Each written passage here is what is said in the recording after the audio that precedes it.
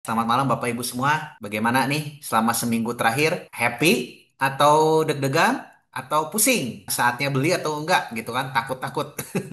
Oke, saya mungkin mau update-update aja ya. Jadi buat Bapak Ibu semua, ini setidaknya kan memberikan pandangan aja. Ingat ya Bapak Ibu, ini bukan ajakan membeli menjual. Semua omongan atau prediksi bisa jadi salah. Tapi setidaknya saya ingin memberikan gambaran aja lah buat Bapak Ibu sekalian semua supaya ini kan ada juga kan yang bicara tentang investasi itu jangka pendek maupun jangka panjang ya. Ada yang oh ini time frame-nya saya tuh untuk kurang dari 1 tahun, ada yang lebih dari 1 tahun. Disesuaikan ya Bapak Ibu semua. Jadi tidak ada yang bisa menebak jangka pendek itu seperti apa. Apakah ini akan koreksi atau naik lagi? Ya tidak ada yang pernah tahu sebenarnya kalau kita ngomongin. Cuman kita bisa ngebaca dari gelagat-gelagatnya aja. Nanti saya akan berikan. Tapi setidaknya kita bisa lakukan, kita mengantisipasi. Ya Bapak Ibu sekalian, kita prepare lah. Market menuju kemana tuh kita sudah siap dulu. Nah, tujuan saya memberikan market update atau nggak insight buat Bapak Ibu semua ini adalah tujuannya seperti itu ya. Jadi bukan harus tepat nih. Kata Ko Andre tanggal sekian tuh bulan kapan. Harus tepat. Waduh.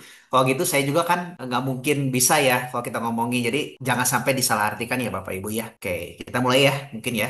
Nah ini ya, jadi gambarnya mungkin kalau Bapak bisa lihat ada dua nih, yang satu time to sell atau time to buy sekarang tuh ya. Nah saya ingin coba jawab ya, tapi bukan berarti ini ajakan ya Bapak Ibu semua. Nah sebelum saya mulai lebih dalam, saya ingin coba kita membahasnya tuh dari segi siklus ekonomi dulu ya. Siklus ekonomi itu dibagi jadi dua hal ya. Dua hal di sini tuh ada long term debt cycle dan short term debt cycle ya Bapak Ibu. Jadi kenapa bisa muncul long term? Kenapa bisa muncul short term? Jadi siklus ini terbentuk karena hutang yang utama kredit. Munculnya kredit ini membentuk namanya itu kurva. Logikanya gimana sih? Normalnya produktivitas itu sebenarnya diukur dengan garis lurus seperti yang dibicarakan oleh Ray Dalio. Tapi karena adanya kredit, maka produktivitas itu akan di stretch lebih awal, tapi nanti akan suffering di kemudian hari sebagai imbalannya. Makanya terbentuk namanya itu kurva. Tadi harusnya kan produktivitas itu garis lurus ke atas. Tapi masalahnya karena kita bisa borrowing money, produktivitas itu bisa digenjot lebih awal, tapi menimbulkan tagihan di kemudian hari sehingga muncullah namanya kurva ke atas. Nah, itulah disebut dengan namanya itu siklus ya Bapak Ibu sekalian. Jadi produktivitas itu digenjot lebih awal, tapi menimbulkan namanya efek suffering karena tagihan jatuh tempo itu akan muncul. Nah, kenapa muncul short term dan long term itu dibahas di YouTube lebih detail. Karena bergantung dengan perubahan tekanan dunia ya, di hegemoni dunia gitu ya. Nah, tapi intinya siklus ini terbentuk salah satu yang utama itu adalah kredit. Selain kredit ini menunjang ke kebijakan moneter dan perubahan dari permintaan ya Bapak Ibu semua. Tapi utamanya itu di kredit dulu. Oke. Nah,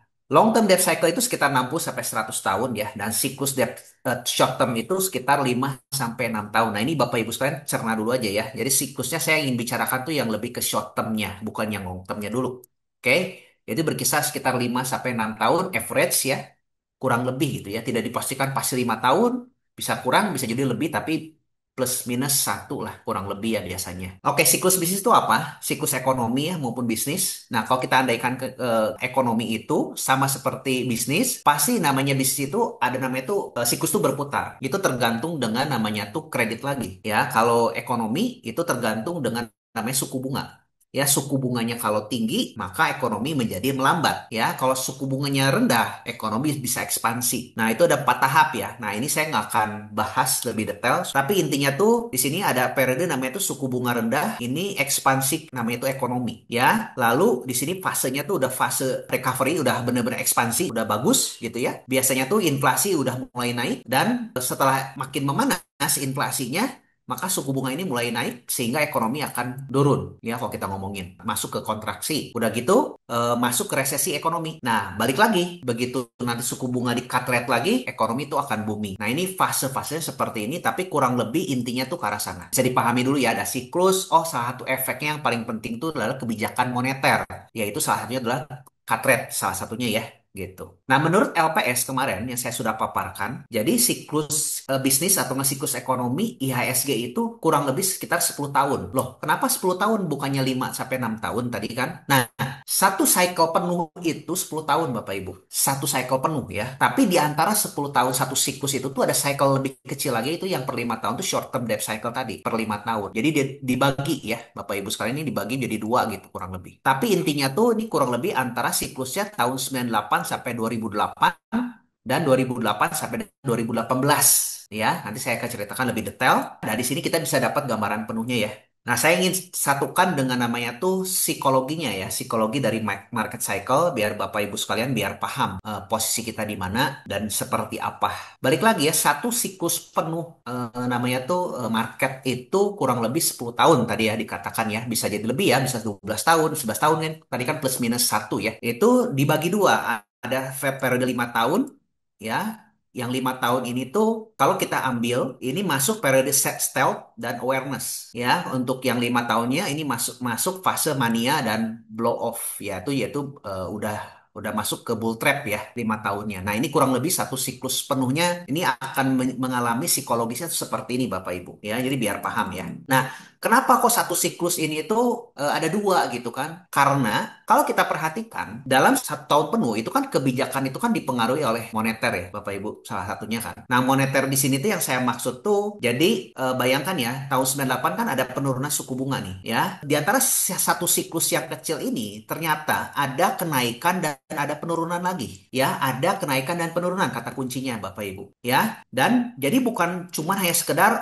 hanya turun terus, nggak seperti itu ternyata. Inilah yang membuat marketnya tuh ternyata dalam satu siklus 10 tahun itu tuh ada gelombang ya, gejolak gitu kan. Nah itu yang membentuk psikologi ya. Nah contohnya kita nih tahun-tahun 98 sampai dengan tahun 2008 ini ada fase turun, naik, udah gitu turun lagi ya, nembus, udah gitu naik, udah gitu turun, udah gitu naik lagi ya. Jadi fasenya tuh ada sempat turun agresif dan sempat naik juga ada penurunan agresif ya. Biasanya tuh ditentukannya dari apa? Sebelum itu penurunan lebih agresif, sesudah itu kenaikannya lebih agresif. Ini yang menandakan market crash-nya lebih dalam. Nah, di antaranya karena ini ada kenaikan juga, ini makanya muncul koreksi saya sebutnya bukan crash Bapak Ibu sekalian ya. Nah, ini yang saya sebut dengan koreksi ya. Bisa dipahami ya. Nanti saya akan berikan lebih detail ya supaya Bapak Ibu sekalian paham. Oke. Nah, kalau kita lihat nih, saya sudah berikan gambaran buat Bapak Ibu sekalian. Satu siklus periodenya IHSG itu tuh tahun 97 ya. Kita anggapnya tahun 97 sampai tahun 2008. Ini kurang lebih ya. Tadi saya bilang kan nggak pas 10 tahun,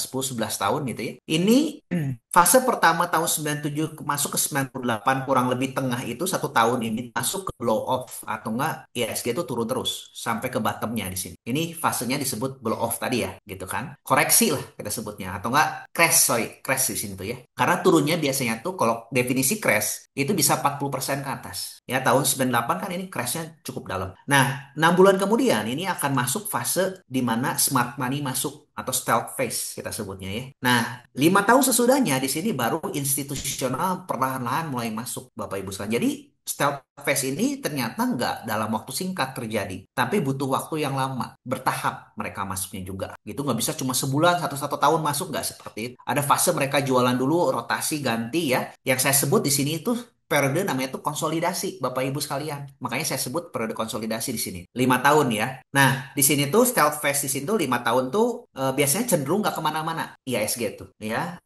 Cenderung nggak kemana-mana. Baru sesudahnya ini masuk 4 tahun sampai 5 tahun kemudian ini masuk ke fase mania, bullish besar. Nah, ini yang terjadi di tahun 97 tahun 2008 ya, Bapak Ibu sekalian. Kenapa di sini? Apakah di antara fase awareness di sini tuh mungkin terjadi koreksi lagi nggak? Mungkin, tapi bukan crash. Koreksi Bapak Ibu sekalian. Kecenderungannya tuh tiap tahun tuh ada koreksi juga. Hampir sekitar 10 sampai 20%. Ya tertinggi kurang lebih 25%. Historinya seperti itu. Ya kalau crash biasanya tuh di ujung awal sama di ujung akhirnya tuh crash sampai 40% ke atas. Ya Bapak Ibu sekalian itu bedanya crash dengan koreksi ya Bapak Ibu. Oke ini periode tahun 97 dan 2008 ya. Nah kita lihat tahun periodenya 2008 dan 2018. Satu siklus ekonomi kurang lebih 10 tahunan kurang lebih ya. 5 tahunnya sama ada penurunan dulu yang tajam lalu naik, turun lagi, ada kenaikan, turun, dan diakhiri dengan kenaikan yang lebih tinggi lagi suku bunganya. Nah, ini terjadi juga kan, siklusnya tuh berulang. Nah, kita lihat fasenya sama, ada blow off, kurang lebih 1 tahun, koreksi cukup dalam, tahun 2008, ada fase smart money masuk 6 bulan, lalu awareness-nya cukup ada kenaikan, ya, dibanding yang pertama, tapi di fase manianya kenaikannya nggak setinggi yang di awal, ya. Oh ya, tadi di siklus yang pertama tadi, yang di tahun 298 dan sebelumnya, itu kenaikannya cukup tinggi. Kalau di sini pertumbuhan dari fase awareness, awareness itu yang fase ini ya, sampai ke fase mania, ini kurang lebih 2,5 kali di periode yang 2008-2018 ya. Sedangkan kalau yang di fase yang sebelumnya, ini kenaikan bisa sampai 5 kali. Nah, kenapa kok mengecil? Kenapa nggak lebih besar? Nah, saya ceritakan kenapanya ya, Bapak Ibu sekalian ya. Salah satunya tuh ditujukan juga dengan kebijakan moneter juga ya. Tapi selain itu ada yang lain yang saya ceritakan ya. Nah, ini juga kurang lebih sama siklusnya. Nah, di tahun 2018 sama ya. Ini ada penurunan dulu ya. Udah gitu naik, sekarang masuk ke periode penurunan. Ini masih berjalan di sini nih, tengah-tengah. Kita ini ada di persimpangan tahun 2005. Apakah ini akan turun lagi? Nah, kalau turun apa yang akan terjadi nih Bapak Ibu sekalian? Ya, nanti akan ada kenaikan lagi biarpun sedikit disertai dengan penurunan lagi mungkin apakah sampai tahun 2028. Nah, ini mungkin yang bisa menjawab ya. Nanti kita lihat apakah betul tidak coret-coretan atau nggak prediksi saya ya gitu. Makanya saya mengatakan tahun ini kita sudah masuk ke tahun depan tuh masuk ke periode bullish ya. Nah, ini kenapa saya sebutkan bullish ya, 2 tahun fase blow off-nya kurang lebih ya 1 sampai 2 tahunan lah gitu kan ya. Kita 7 bulan stealth phase-nya kemarin waktu waktu COVID ya, dan di fase awareness phase-nya kita sudah 5 tahun nih sampai tahun 2025 Bapak Ibu ya. Kita nggak kemana-mana Mar. Nah, ini mulai naik. Apakah kita sudah masuk ke fase mania di tahun 2025 akhir atau ke tahun 2026? Prediksi saya nanti akan masuk ke fase mania. Nah, ini silakan bisa ditanyakan sendiri. Apa ciri-cirinya membuat saya melihat ini akan masuk ke fase mania? Nah, saya akan ceritakan ya Bapak Ibu sekalian. Tapi ini kurang lebih secara psikologi dan secara siklus ya Bapak Ibu sekalian. Jadi siklusnya tuh kita sedang berada di tengah-tengah di sini. Ya, siklus 5 tahunnya di sini. Nah, kita masuk ke fase siklus yang berikutnya Bapak Ibu sekalian. Ini yang membuat jadi akhirnya saya melihat ini akan masuk ke fase mania sampai tahun 2008 kurang lebih. Puncak-puncaknya baru nanti blow off-nya tuh di tahun 2029 atau tahun 2030 ya. Blow off tuh yang koreksi tajam dan setahun cukup lama gitu ya, masuk lagi ke sini kan. Oke, nah ini kurang lebih ya buat Bapak Ibu sekalian biar tahu. Kenapa mungkin terjadi namanya tuh mania gitu ya. Tapi sebelumnya saya ingin ceritakan tadi kan ada 2 siklus sebelumnya tuh kenapa kok yang pertama lebih tinggi daripada yang fase kedua. Karena ternyata di periode yang tahun 98 dengan tahun 2008 ini fase masuknya ke emerging market itu performing ya, tapi yang tahun 2008 sampai dengan tahun 2018 ini masuk ke siklus yang US performing. Artinya tuh saham stoknya US tuh lebih perform. Kenapa? Ya, karena terjadi rotasi global. Makanya marketnya tuh lebih tinggi. Yang tahun 2098 ke tahun 2008 kenaikannya di mania phase-nya tuh tinggi banget gitu ya. Nah, ini akan terjadi lagi nanti akan masuk ke fase EM, emerging market ini akan outperforming lagi. Kenapa? Ya, saya udah banyak sebenarnya udah ceritakan, bahkan dari Januari saya udah ngomongin ya, dan sekarang udah mulai rame itu kan banyak katanya tuh dolar ditinggalkan, udah mulai pindah ke ini kan udah ramenya sekarang ya. Padahal saya udah ngomongin dari awal tahun ya. Nah, kenapa salah satunya itu adalah valuasi. Ya, valuasi di Amerika sudah terlampau mahal sekali ya. Nah, ini saya sudah berikan kemarin tapi saya akan highlight sedikit ya buat Bapak Ibu semua. Jadi kita kenapa masuk ke emerging market? Emerging market di sini tuh karena salah satunya itu adalah the Fed. Ya, kebijakan dovish dari the Fed. Dovish tuh artinya tuh the Fed akan cenderung lebih menurunkan suku bunga. Ya, Bapak Ibu sekalian. Jadi kalau kita lihat ciri-cirinya, kalau Fed yang menurunkan suku bunga, ini emerging market akan perform. Ya, nah kalau naikin suku bunga, nanti eh, eh, Amerika akan lebih perform kurang lebih ya gitu kan. Nah, begitu pun sebaliknya gitu kan ya. Nah, kita akan masuk di mana nanti akan turunkan suku bunga, emerging market ini akan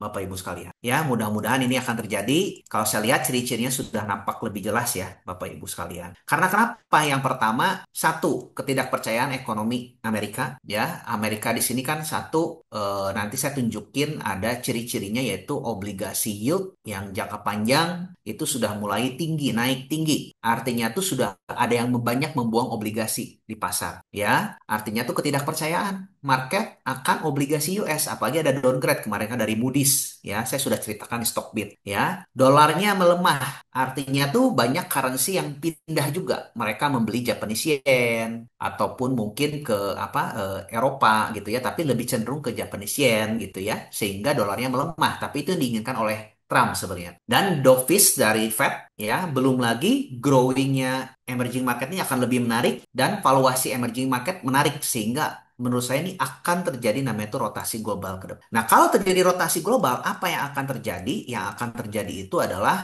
nanti saya Nanti saya akan lihat ya, kita lihat apa performingnya akan lebih bagus, akan balik lagi seperti tahun 98 Bapak Ibu sekalian. Nah, kenapa kok kita ngomongin tuh apa namanya tuh Amerika apa akan masuk ke periode-periode yang suram ya? Kenapa kok kan nanti kan Amerika bisa performing lagi? Kenapa growing emerging market akan bagus? Nah, saya ingin ceritakan ya buat Bapak Ibu sekalian, saya rangkumkan di sini kebijakan yang diambil oleh Trump sendiri, yang Bapak Ibu sekalian mungkin kadang-kadang bingung, dia mau ngelangkahnya gimana sih gitu. Jadi saya dibikinkan chartnya ya. Jadi judulnya tuh adalah kan Trump ini ingin membuat namanya itu Make America Great Again. Kenapa Make America Great Again? Karena kebijakan Biden sama kebijakan Trump itu berbeda. Bapak Ibu. Kebijakan Biden itu lebih kita ngomongin tuh dia investasi negara ya, lebih ke program sosial program ya, banyak sosial-sosial program, subsidi, infrastruktur energi hijau ya, infrastruktur apa lebih mendukung energi green energy. Jadi di sini tuh justru kebanyakannya tuh printing money atau nggak cetak uang. Defisitnya makin membesar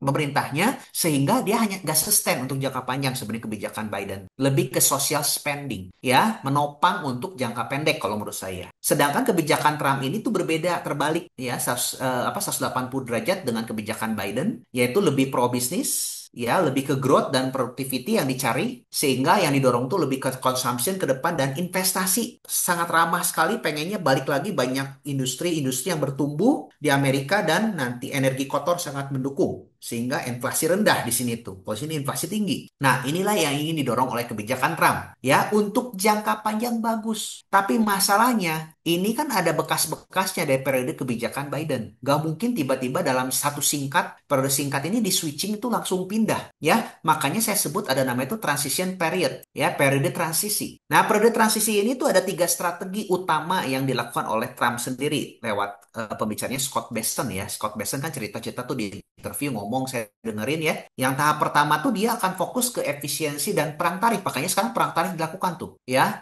Dia ingin apa sih dengan perang tarif ini? Pengen defisit. Kan jelas kan defisitnya kan anggarannya kan di Biden tuh besar sekali Amerika ya. Terus pengennya inflasi rendah ya. Loh kan perang tarif inflasi tinggi. Buktinya kan rendah. Dia memang yang cari itu bukan perang tarifnya tapi untuk kesepakatan perdagangannya. Yang saya sudah ceritakan di jauh-jauh hari sebelumnya baru ramai sekarang tuh baru ngomongin tuh. Oh iya bener ya inflasi rendah. Dulunya pada takut, beda cerita. Padahal saya ngomong dari awal, Trump ini nggak mungkin inflasi tinggi. Ya, dealingnya tuh bukan ke sana gitu, nggak masuk gitu kan. Jadi memang terbukti apa yang saya bicarakan dari awal tahun itu juga saya udah terbukti ya apa yang dibicarakan gitu ya. Dan dia ingin mencari bahan baku kritis, dolar murah dan suku bunga murah. Ini yang dicari. Nah, sekarang ini kan lagi berjalan nih. Masalahnya, teman-teman dengar kemarin kan, lagi ada tax bill tuh sudah diloloskan tuh, katanya tuh. Sekarang masuk ke Senat katanya tuh ya. Nah, masuk ke Senat. Nah, ini dia sudah mulai gerak ke tahap kedua. Dan ini di Senat ini belum tentu beres tuh dalam waktu singkat. Bisa jadi sebulan dan 2 bulan ke depan. Bisa jadi lebih lama, Bapak Ibu sekalian. Tapi ini sudah dipropos. Yaitu namanya itu pemotongan pajak, PPH, pajak-pajak, dan lain-lain itu pada dipotongin semua. Apa akibatnya? Ini akan membuat defisit tuh naik tinggi nantinya. Loh, katanya kan pengen defisit berkurang. Betul. Untuk long term akan turun defisitnya. Tapi nggak dalam waktu 1 tahun atau 2 tahun.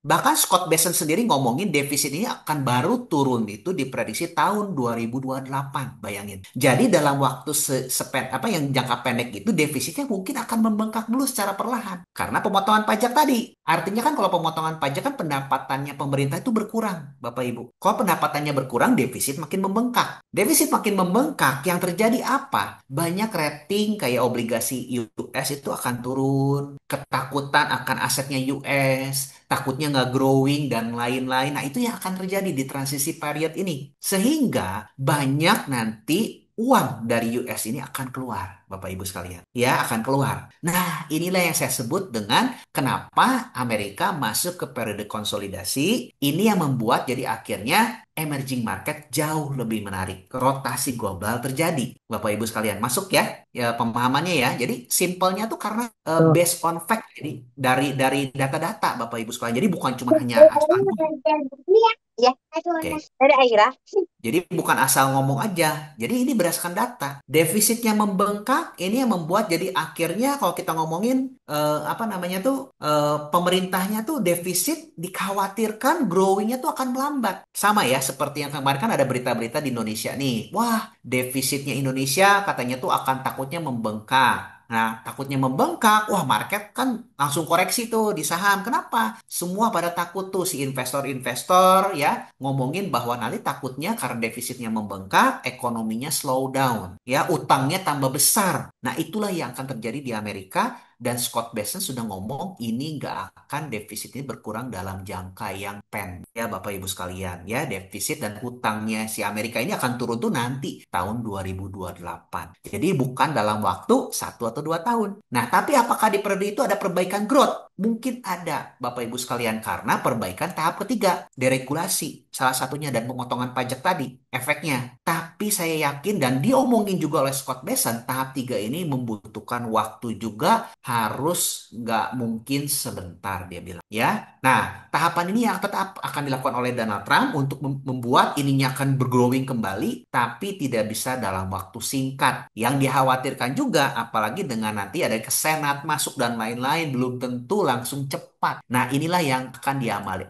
dialami oleh Amerika. Sehingga aset-aset atau uang-uang likuiditas itu akan mencari aset yang lebih masuk ke periode risk on. Ya, mencari yang growing tempat yang lebih menarik. Mencari yang lebih risky, nggak apa-apa gitu kan. Karena kenapa? Dolar US-nya udah murah. Ya, akhirnya mereka semua keluar. Belum lagi kebijakan Fed nanti ngelihat ekonominya Amerikanya makin kurang baik, cenderung akan dovish. Nah, inilah yang disebut dengan periode risk on. Teman-teman akan melihat 4 sampai 5 tahun lagi ya, mudah-mudahan akan masuk ke periode bullish ya, yaitu di emerging market. Itu yang menyebabkan tesisnya saya. Kita akan melihat re-rating valuasi ini akan membuat ya salah satunya Indonesia ini akan yang tadinya valuasinya kecil-kecil ini akan jadi mahal ya, akan jadi mulai kemedian lah, bukan mahal, kemediannya lagi gitu kan kalau kita ngomongin ya. Sedangkan Amerika sekarang kan udah overvalue ya, yang overvalue akan kembali ke mediannya atau mungkin jadi murah, yang murah akan jadi ke median ataupun mahal. Nah, jadi siklus itu berputar, Bapak Ibu sekalian, ya. Oke. Nah, ini salah satu ngomongin buktinya apa? Ini sudah terbukti dari respon market terhadap bond US. Bond US kemarin kan begitu kita ngomongin adanya kok kenapa yang terakhir itu tuh yieldnya naik ya. Ini kan government 10 tahunnya itu naik yieldnya. Tapi kan di XY-nya rendah. Padahal harusnya ini seirama tuh. Ini harusnya kalau bondnya yieldnya naik, dolarnya menguat. Ya, bondnya yieldnya merendah, bondnya merendah. Harusnya kan seirama. Tapi kok kenapa yang ini naik, yang ini turun gitu kan. Semua pada bingung nanya ke saya. Ini yang disebut dengan bukan karena ketakutan the Fed-nya ingin naikin suku bunga. Biasanya kan kalau yield naik itu kan takutnya kan long term-nya tuh view-nya kan the Fed ini takutnya nggak cut rate, bahkan naikin suku bunga kan seperti itu. Tapi yang terjadi itu karena ketidakpercayaan akan ekonomi Amerika. Ketidakpercayaan itu karena growth-nya yang akan lebih rendah gitu kan, atau mungkin akan takutnya gagal bayar, kurang lebih seperti. Tapi kalau gagal bayar sih tidak ya. Kalau kita ngomongin takutnya kan makin uang dolarnya makin tidak berharga. Makanya dolarnya juga dilepas, ya bondnya juga dilepas sehingga yieldnya naik. Nah itulah yang terjadi, ketidakpercayaan akan ekonomi Amerika, akan Amerikanya. Itu yang membuat jadi akhirnya semua uang yang tadinya membeli aset-aset di Amerika mulai keluar, mencari komoditi, entah itu emas, entah itu masuk lagi ke apapun lah komoditi lah ya, sehingga sustain kan. Kok kenapa resesinya jelek ekonomi tapi kayak call udah mulai agak steady bertahan. Terus untuk yang kayak nikel juga bertahan dan lain-lain karena salah satu hedging masuknya itu adalah ke komoditi. Ya ada komoditi dan salah satunya juga ada ke bond ataupun ke saham-saham emerging market. Makanya Indonesia saham itu kan benar-benar bertahan terus. Berita buruk tetap aja naik terus gitu kan. Nah ini yang terjadi Bapak Ibu sekalian ya. Nah ini sebagai gambaran ya, periode siklus itu kalau kita lihat periodenya tahun 98, ini kan 99 ya, tahun 98 sampai tahun 2008. Ini Amerika, ini Amerika ya, ini garis ini yang merah ini adalah Amerika nih. Ini Amerika ini cenderung lebih steady. Saya sebut tidak perform karena emerging market ini lebih perform. Kenaikan IHSG atau Hang Seng, di sini Hang Seng ya, ini jauh lebih tinggi Bapak Ibu ya, lebih tinggi daripada Amerika. Sedangkan pas lagi US-nya perform, ya, yaitu tahun 2008 sampai dengan tahun kemarin terakhir gitu ya, ini Amerika naik lebih tinggi daripada China-nya nggak kemana-mana. Nah, inilah yang saya sebut periode-periode ini, Bapak Ibu bisa perhatikan. Nah, apakah periode yang ini akan terulang kembali di sini nanti? Tahun 2026 ke atas. Bapak Ibu sekalian. Kalau menurut saya ciri-cirinya sudah nampak ya. US market mungkin mungkin akan naik tapi kenaikannya tidak sebagus emerging market Bapak Ibu sekalian. Ini akan terulang kembali. Ya, kenapa? Salah satunya itu kebijakan The Fed akan lebih nurunin lebih lebih dovish lah gitu ya kalau kita ngomong. Nah, apa ciri-cirinya? Kok terjadi bisa jadi rotasi global gitu kan? Nah, Indonesia satu contoh aja. Karena adanya perang dagang kemarin kan Indonesia Amerika lebih protektif. Akhirnya China kan juga kan mulai berpikir, gua harus bisa growing tanpa Amerika, betul nggak? Mulailah masuk tuh industri-industri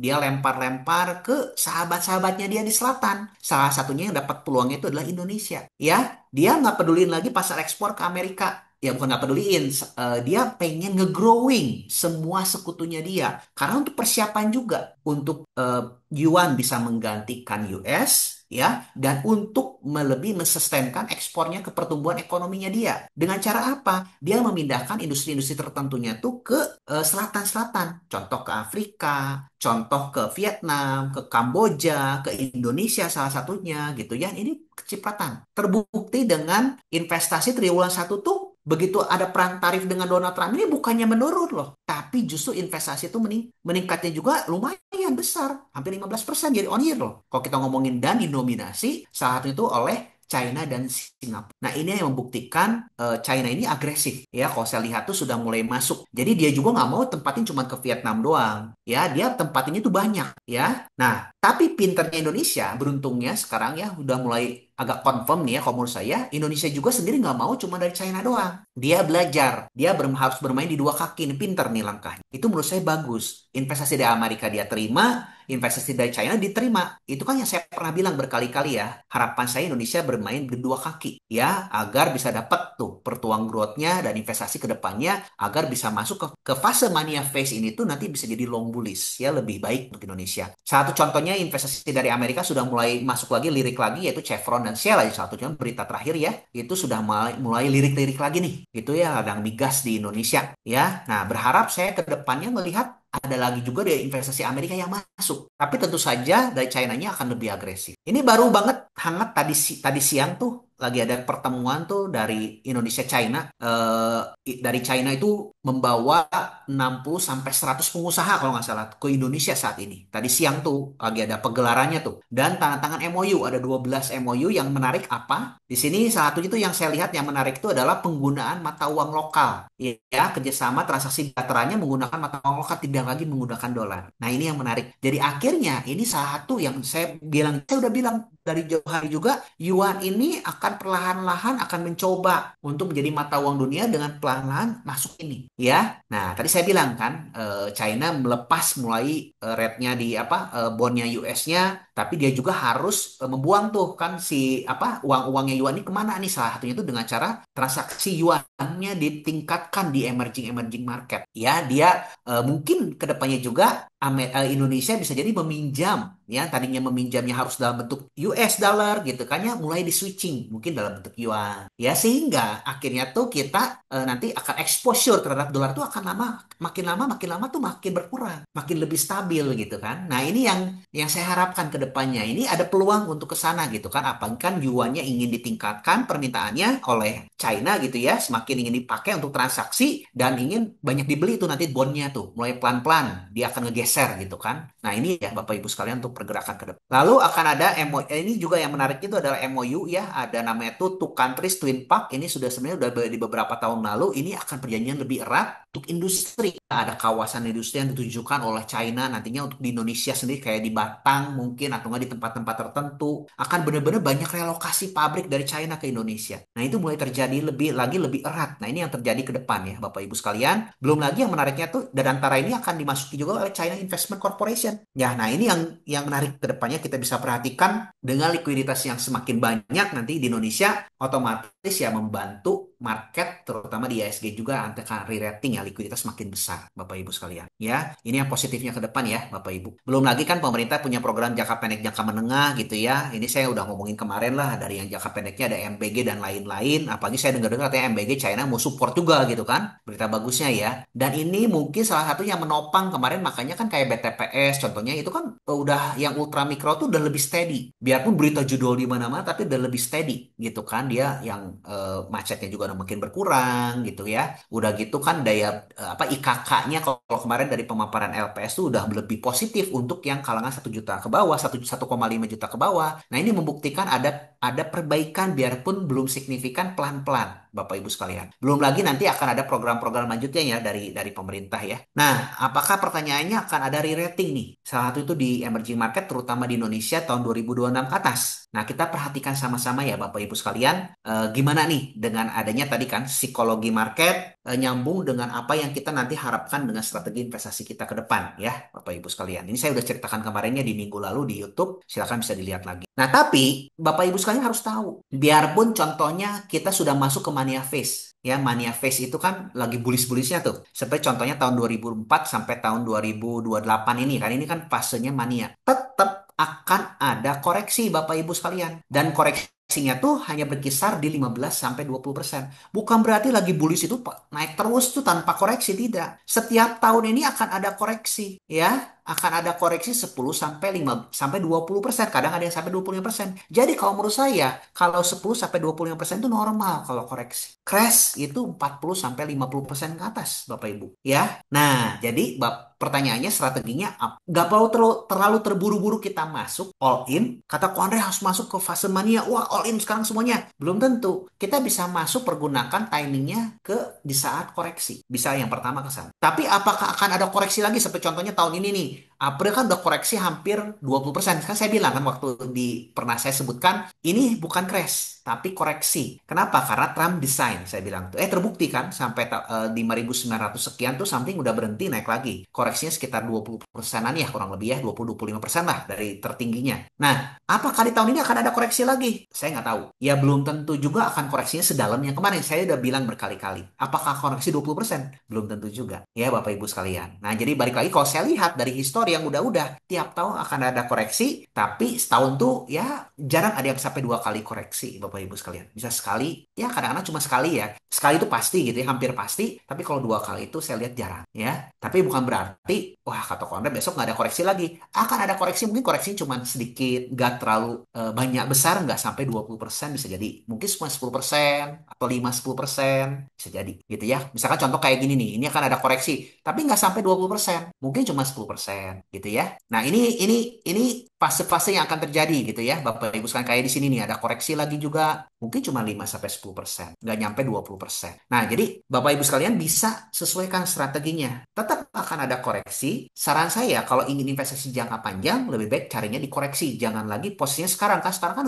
mulai lagi top gitu ya kalau kita ngomongin. Jadi lebih baik kita lebih wise tunggu koreksi dulu di saatnya gitu itu kita masuk ya. Nah, apakah ada koreksi lagi nih di semester kedua? Kalau prediksi saya ada ya. Entah karena mungkin nanti saya kan ngomongnya kan di Juli nanti ke atas baru ada koreksi. Apakah di Juni bisa dipercepat nggak koreksinya? Mungkin aja gitu ya. Bisa jadi gitu ya. Tapi saya yakin akan ada koreksi. Dan itu kesempatan kita untuk masuk. Bapak Ibu sekalian. Justru saatnya beli. Saatnya kita beli. Kalau yang belum kemarin beli ya. Kenapa? Karena kita sudah masuk ke mania phase kalau menurut saya siklusnya ke depan ya. Nah, koreksi lagi saatnya apa? Nanti akan ada berita. Saya udah ngomongin kemarin ya. Akan ada berita menakutkan di Amerika gitu ya. Ya biasa digoreng-goreng ya. Seperti debt ceiling lagi. Ada mungkin downgrade lagi bisa jadi gitu kan ya. Apakah ada tadi kan saya ngomongin kan defisitnya makin melebar Amerika, gagal bayar lah dan lain-lain lah, itu akan terjadi lagi tuh berita-beritanya ya. Nah, apakah kalau Amerika koreksi otomatis ke kita akan koreksi? Biasanya iya. Tapi koreksi apakah akan sama dengan Amerika? Kalau saya lihat dari siklus sebelumnya yang di saatnya emerging market lagi perform, itu biasanya diskonnya nggak setinggi di biasanya ya. Tapi kita perhatikan aja nanti sama-sama ya.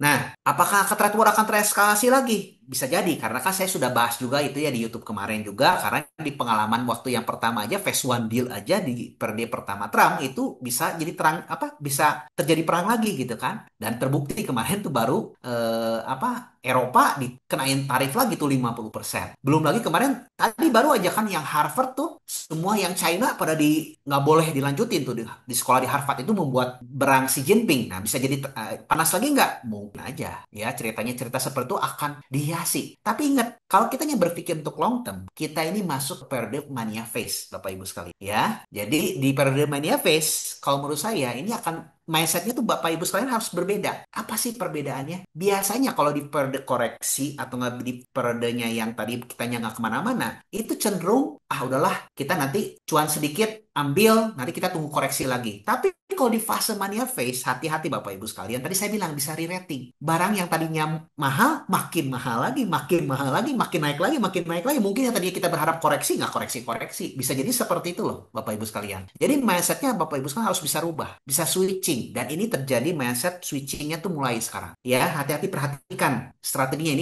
Ini pengalaman saya ya. Jadi jangan sampai kita ngerasa, oh kita mengharapkan koreksi, ternyata nggak koreksi-koreksi, malah naik terus. Bisa jadi seperti itu. Tapi di saat kita takut juga mengambilnya sudah mulai agak naik. Nah, gimana dong strateginya? Nah, ini yang akan kita bahas per emiten dan itu akan dibahasnya nanti di hints ya Bapak Ibu. Ya, jadi nggak bisa bahasnya secara umum gitu ya. Tapi ini kita akan segera memasuk periode mania phase. Salah satunya contohnya BI rate sudah mendahului turun lagi rate ya. Ini membuktikan BI rate apa sih Pak Peri juga berani bahwa bertaruh juga kan selain dolar US rupiahnya juga udah menguat gitu ya. Ada ruang juga untuk turun dan dia juga melihat bahwa The Fed juga kemungkinan besar juga akan ada penurunan di tahun ini gitu ya. Mudah-mudahan akan ke sana juga ya. Apakah ada ruang lagi untuk BI rate untuk turun lagi? Ada kemungkinan kalau menurut saya ya. Apakah di Juni? Kalau dolar US-nya makin rupiahnya makin menguat, ya saya pikir ada kemungkinan bisa cut rate lagi ya. Dan ini kita sudah masuk ke periode mania phase tadi ya kalau kita. Nah, ini ada paket 6 stimulus yang jangka pendek. Ini sebagai counter ya. Tadi kan ada yang negatif dari Amerika, tapi ada positif juga dari Indonesia, yaitu ada stimulus kan didorong jangka pendek. Nah, pertanyaannya apakah koreksi akan sedalam itu? Nah, saya nggak bisa jawab ya Bapak Ibu sekalian karena BI rate cut,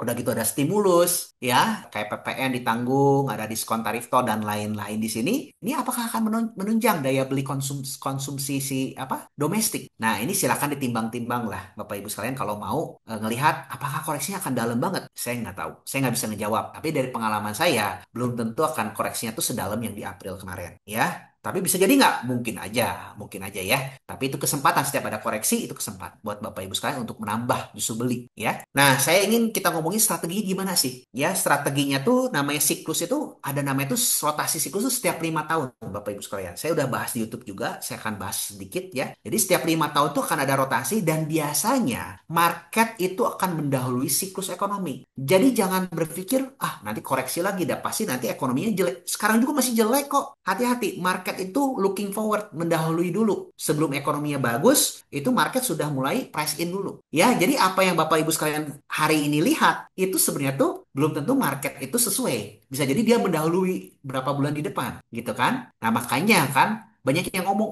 nanti market akan koreksi, tapi ekonomi kan lagi suffer. Mungkin aja karena stimulus tadi, ekonomi itu akan membaik, justru market sudah chip in sekarang gitu. Mungkin aja market akan koreksi dulu, tahu nanti kan ekonomi akan memburuk dulu sedikit, nanti mungkin akan baru naik lagi. Nah, bisa jadi seperti itu ya. Tapi yang penting kita paham, jangan berpikir jangka pendek, tapi berpikirnya untuk lebih long term, Bapak Ibu sekalian. Saya ingin mengajak buat Bapak Ibu sekalian untuk ngajaknya nggak cuma hanya dalam waktu hitungan bulan, ya, tapi hitungan mungkin bisa jadi 1 tahun, 2 tahun, atau bahkan lebih ya untuk investasinya ya Bapak Ibu sekalian. Untuk lebih bicaranya long term. Nah, ini saya udah bahas juga ya detail di YouTube saya, silahkan dicari gitu ya strateginya seperti apa. Tapi intinya saya ingin ceritakan bahwa bocorannya kalau kita lihat dari histori, biasanya dari awal siklus itu biasanya tuh didahului dengan namanya itu perbankan teknologi umumnya atau bahkan ada yang beberapa yang pertambangan. ya, atau bahkan sampai transportasi sebegitu sudah pemulihan ya. Nah, di sini intinya tuh yang Bapak Ibu sekalian bisa perhatikan ya. Nah, seperti tahun 2016 juga di sini kita lihat juga kan ada emiten pertambangan, ada keuangan ya, ada sebagian juga yang properti, tapi umumnya tuh di teknologi ya. Teknologi di sini di maksudnya di aneka industri ya. Tahun 2016 kan belum ada sektor industri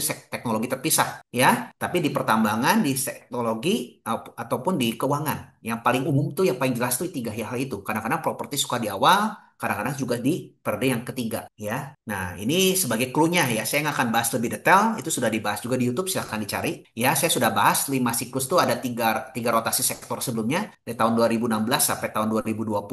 Udah gitu 2020 ke 2024 dan yang terakhir tuh dari 2009 sampai 2014 semuanya ciri-cirinya sama ya. Di 2010-nya pemulihannya tuh di pertambangan, keuangan dan konsumsi. Ya, jadi artinya mudah-mudahan tahun 2026 tebakan saya akan sesuai yaitu teknologi perbankannya akan perform, finance minimal ke sana dulu dan transportasi itu akan perform. Apakah pertambangan akan perform dan properti? Kalau saya lihat urut dari ceritanya, biasanya pertambangan lebih besar kemungkinan akan perform dibanding properti biasanya. Tapi bisa jadi properti juga akan perform ya. Nah, ini dari rotasi sektor. Nah, strateginya yang berikutnya, nah, saya ingin ngajak buat Bapak Ibu sekalian ingin sedikit berpikir lebih panjang ya kalau Bapak Ibu sekalian tertarik. Saya mulai switching, investasi saya tuh ingin lebih panjang lagi. Kalau bisa sampai periodenya tuh minimal 5 tahun. Ya berani nggak Bapak Ibu sekalian gitu kan? Karena kita sudah masuk ke mania phase. Kalau kita berkaca dari mania phase sebelumnya, bayangkan Bapak Ibu sekalian Mayora itu bisa tumbuh 7 bagger dalam waktu kurang lebih 5 sampai 5 tahunan lah, 5 6 tahun lah, 5 tahunan lebih lah. 5 tahunan kurang lah. Karena kan 2018-nya nggak sampai akhir ya, gitu. Metrodata bisa sampai 9 bagger, hampir 10 bagger. SMSM 5 bagger, sedangkan bank-bank besar itu cuma 3 bagger atau nggak BCA 3 bagger loh. Ya, jadi kalau Bapak Ibu sekalian jeli, bisa melihat emiten tertentu yang baik, growing-nya, Bapak Ibu sekalian bisa dapat kemungkinan besar 5 sampai 10 bagger bahkan lebih. Ya, ada yang lebih juga, ya. Nah, pertanyaannya, emiten apa itu? Nah, itu yang akan kita bahas di Hints ya. Mudah-mudahan begitu kita sudah masuk sekarang ini lagi ada transisi masuk ke fase mania phase, Bapak Ibu sekalian bisa menemukan mungkin 5 sampai 10 bagger atas. Bapak Ibu sekalian. Lumayan ya, dalam waktu kurang lebih 4 sampai 5 tahun kita bisa dapat 5 sampai 10 bagger. Lumayan banget. Ini belum saya ngomongin dividen loh, ya, hanya baru dari capital gain. Nah, ini saya ingin mengajak buat Bapak Ibu sekalian ingin berbicaranya lebih long term. Tapi masalahnya, kadang-kadang kita kan mindset kita kan aduh, takut koreksi, aduh, takut seperti ini. Gimana ini emiten ini bisa long term atau tidak? Nah, ini yang kita coba bahas nanti di hints, itu yang pertama. Terus yang kedua, dibikin pelatihan juga buat Bapak Ibu sekalian punya framework, pola pikir mencari emiten-emiten yang lebih sustain untuk jangka panjang. Gak cuma hanya dalam jangka pendek aja sustainnya. Ya, jadi lebih menguntungkan seperti itu. Jadi balik lagi, kalau nanti dimasuk di fase mania phase, saat ini kan bisa berpikirnya, ah gampang kan, cari aja nanti setiap tahun pokoknya mah satu bagger, nanti tahun depan satu bagger itu sama aja kan kok. Betul, tapi nanti kan kita kalau sudah masuk ke fase mania phase, mungkin di tahun 2 tahun ketiga itu Bapak Ibu sekalian nggak akan menemukan emiten-emiten yang murah. Bisa jadi seperti itu karena akan relating bertahap. Tapi kalau kitanya pegang satu emiten yang menarik, ini kita tinggal follow the story, tinggal kita semakin naik terus. Nah, pertanyaannya gimana? Itu strategi itu yang nanti kita bahas di pembelajaran di Hints ya. Salah satunya itu kita bentuk frameworknya, itu cukup panjang ya sampai Juni itu pembelajarannya. Dari Bapak Ibu sekarang masih berjalan, masih tahap awal, silakan ya kalau mau join juga bisa. Nanti kita akan bahas juga potensi emiten-emiten yang potensi depan itu seperti untuk kita bisa pegang ke fase mania ini. Ya, mudah-mudahan bisa membantu Bapak Ibu sekalian. Mudah-mudahan kita bisa growing together, menemukan portfolio kita, ya, menikmati investasi sambil kita untuk lebih long. Oh, mungkin itu sekilas dari saya ya, Pak Faruk ya. Mudah-mudahan bisa membantu insight. Oke, saya balikin Oke, ke Pak Faruk ya. siap. Thank you, Pak Andre, sudah ngasih market update dan insight-insight ya di beberapa menit terakhir. Mungkin kita langsung masuk ke sesi tanya jawab kali ya, Pak Andre ya. Ini dari Pak Ya, Denis silakan nih, Pak. Pak. Di periode Mania Phase masuk ke sektor apa, Pak? Wah, banyak sektor nih dari Pak Denis di periode Mania. Ya, tadi kan ada strategi rotasi sektornya tadi saya sebutkan kan. Ada yang kalau di awal sektoral itu, kalau kita ingin ganti tiap tahun misalnya gitu ya.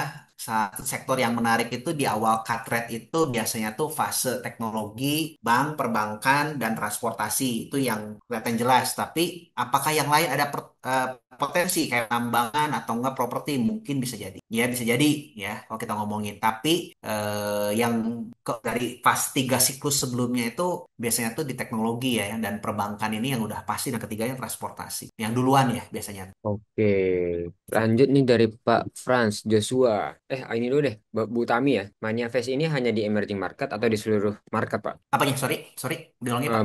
Mania Face ini hanya di Oh, emerging market atau di seluruh market? siklusnya bisa berbeda Pak tiap ini ya. Oh, tiap Jadi negara beda-beda. mungkin bisa jadi berbeda, bisa jadi berbeda gitu kan. Nanti kita perhatikan, saya nggak lihat yang US kayak gimana misalkan ya, bisa jadi berbeda. Tapi hampir kurang lebih kan biasanya beriringan. Harusnya sih akan mirip-mirip ya, akan mirip-mirip. Kenapa? Tinggal mania phase-nya ini apakah Amerika ini akan tinggi banget nggak? Dan kalau menurut saya periode US ini juga akan masuk ke fase mania juga karena kan cut rate juga tuh. Tapi mungkin tidak akan setinggi emerging market karena tadi balik lagi valuasinya sudah terlalu mahal. Dan Amerika sendiri tadi kan bicara kan Scott Bessent sendiri sampai tahun 2008 2028 dia baru ekspektasi defisit dan utangnya dia tuh mulai menurun secara gradual gitu. Itu yang membuat jadi akhirnya saya sebutkan fasenya Amerika ini masuk ke fase konsolidasi di mana dia tuh lagi ibaratnya orang sakit mah lagi pemulihan lah gitu dan nggak mungkin bisa buru-buru gitu. Memang ada growingnya nanti begitu deregulasinya mulai beres setahun 2 tahun lagi mungkin nanti growingnya akan mulai akan pace ada kenaikan mungkin tapi tidak sebaik di emerging market dan itu mungkin ada apresiasi di market juga mungkin bisa jadi seperti ya. Oh, iya. Tentang siklus, Pak. Ini siklus itu kan memang kata Pak Andri berulang ya, dari Pak Tobias nih. Apa siklus itu selalu berulang? Apakah bencana alam dan perang ekonomi akan mempengaruhi siklus, Pak? Ya bencana alam sih susah ya saya ngomongin ya. Hmm. Kalau bencana alam ya saya bukan Signifikan nggak, Pak? tergantung Tergantung kali ya. ya. Tergantung ya kalau kita ngomongin bisa jadi sih, bisa jadi signifikan, bisa jadi tidak kan kalau kita ngomongin ya bencana alam itu ya kalau yang besar banget kan bisa jadi kayak misalkan contoh bencana itu kan kayak COVID tuh. Bisa jadi Hmm. ceritanya kan disambung-sambungin ya sebenarnya kan apakah saya nggak ngerti lah kok bisa sesuai dengan siklusnya gitu bisa tepat ya apakah pas momennya gitu kan mungkin aja ada cerita di balik itu tapi biasanya satu siklus besar 10 tahun itu tuh akan ada koreksi cukup dalam crash ya. Kenapa? Apapun ceritanya karena salah satunya tuh kalau kita ngomongin tadi ya inflasinya sudah memanas jadi dia harus naikin suku bunganya itu lebih agresif biasanya itu ujungnya di sana. Kalau kita ngomongin dari kebijakan moneternya ya. Itu yang terjadi kan dulu kan dengan tahun 98 nurunin cukup tajam dulu sehingga masuk ke fase siklus berikutnya kan mulai naik. Memang kan turun dulu tajam. Memang akan ada kenaikan suku bunga tapi nggak tinggi banget. Akan ada koreksi dulu. Masuk ke siklus berikutnya begitu turun, masuk ke siklus berikutnya turunnya lebih dalam si cut rate-nya. Nanti kenaikannya lebih tinggi lagi berikutnya di akhir ujung siklusnya. Nah, itu yang saya perhatikan seperti itu ya, gitu. Oke. Nah, Gimana mm, tandanya gimana tuh Pak buat ngelihat tanda mark itu bisa lead dan ekonomi, Pak? Apa indikatornya biasanya, Pak? moneter Mendahului sih. Kalau saya lihat mah moneter ya. moneternya. Ya, karena kitanya Oke. masih kiblatnya ada di Fed, moneter Hmm. Fed itu yang perlu kita perhatikan yang utama. Jadi itu kan yang nyambung ke semuanya kan. Kalau kita ngomongin siklusnya ya kan, BI rate aja kan masih tergantung dari Fed. Logikanya Ya. gini. Tadi kan kalau kebijakan moneter itu kan misalkan dari the Fed, kalau bunganya tinggi, ekonomi kontraksi kan, turun slowing down kontraksi. Kalau suku bunganya rendah, ekonomi akan ekspansi. Kan kurang lebih seperti itu. Kenapa di satu siklus 10 tahun itu tuh kok ada namanya koreksi? Kan gitu pertanyaannya ya. Karena ada periode di mana suku bunga itu harus naik dulu. Itu yang saya maksud. Karena suku bunga naik dulu, biarpun nggak tinggi, akan ada koreksi. Begitu nanti X turun lagi, itu kan ada ekspansi lebih jauh. Nanti baru inflasinya begitu meninggi, itu suku bunga naiknya lebih tinggi. Itu crash besar. Nah, kurang lebih logikanya ke sana, Pak. Kalau kita ngomongin tuh. Jadi satu siklusnya 10 tahun, di dalam satu siklus itu 5 tahunnya kan ada turun naiknya, Pak. BI rate-nya, Fed-nya sendiri. Sehingga itu yang membuat logikanya, oh kenapa ada crash besar setiap 10 tahun, tapi diselingi ada koreksi-koreksi kecil. Oke, mudah-mudahan bisa menjawab ya. Oke, oke. Nah, Sama mungkin sorry, indikator pertanyaan lainnya. dikit nih, saya tambahkan Oh ya. ya, Saya tambahkan di Pak Farouk. boleh Jadi boleh. Silakan silakan, Pak. kan satu siklus kita ngomongin psikologi market tuh katanya 10 tahun gitu ya. Mungkin ke 5 tahun 5 tahun bisa jadi loh. Jadi di antara 5 tahun ini kalau kita lihat sendiri ada namanya tuh blow off dulu, ada namanya tuh mania apa stealth apa institusional masuk terus apa namanya tuh masuk ke periode mania ada gitunya gitu ya. Kalau kita ngelihat juga gitu ya. Silakan bisa dibedah sendiri lah gitu kalau teman-teman mau melihat. Tapi saya cuma ingin memberikan rangkanya tuh untuk yang lebih jangka panjang gitu ya, lebih jangka panjang time time frame-nya. Jadi kalau saya hati-hati. Kadang-kadang gini, investasi itu kita harus bisa ngikutin keadaan. Kalau kita periodenya kemarin, kita hold terus satu emiten, kadang kita bisa untung, kadang kita bisa turun lagi untuk keuntungan kita. Sehingga banyak orang yang mindsetnya jangka pendek. Naik dikit 20-30% jual. Nanti takutnya turun lagi gitu kan kalau kita ngomongin. Tapi begitu kita sudah masuk ke switching ke mania phase, hati-hati ketinggalan kereta. Ya, saya ingin katakan seperti itulah kurang lebihnya. Jadi ini perubahan type mindset ini tuh penting. Jangan sampai kita ngomongin tuh mindset satu siklus ini dibawa ke siklus yang lain gitu. Ya, ini memang agak susah membuktikannya, tapi saya karena saya sudah mengalami, jadi saya tahu gitu kan. Oh, ada satu saat di mana saya ngerasa, oh udah untung beggar, ya udah nanti tunggu koreksi dulu, pengen untung lebih dalam lagi, ternyata apa makin naik gitu kan. Emiten itu makin naik, makin naik, makin naik lagi. Waduh, jadi saya ngerasanya, waduh, lebih baik saya buy and hold aja gitu. Ya, ada yang seperti itu. Ya, di mana kok kenapa rating makin mahal, makin mahal, makin mahal, makin mahal. Ada juga periode di mana makin murah, makin murah, makin murah kayak kemarin gitu kan. Waduh, Bang makin turun, makin kita rasa udah murah, lebih dihukum lagi kan. Ada periode seperti itu kan. Nah, itu yang teman-teman rasakan kemarin gitu. Jangan sampai ke bawah. Karena saya tadi bilang ya, psikologisnya cara kita investasi strategi bisa berbeda. Ini pengalaman ya, sorry ya, ini saya berdasarkan saya pengalaman aja gitu. Ya, jadi mungkin teman-teman ada yang baru setahun, 2 tahun di market, nggak bisa merasakan gitu. Ngerasainnya,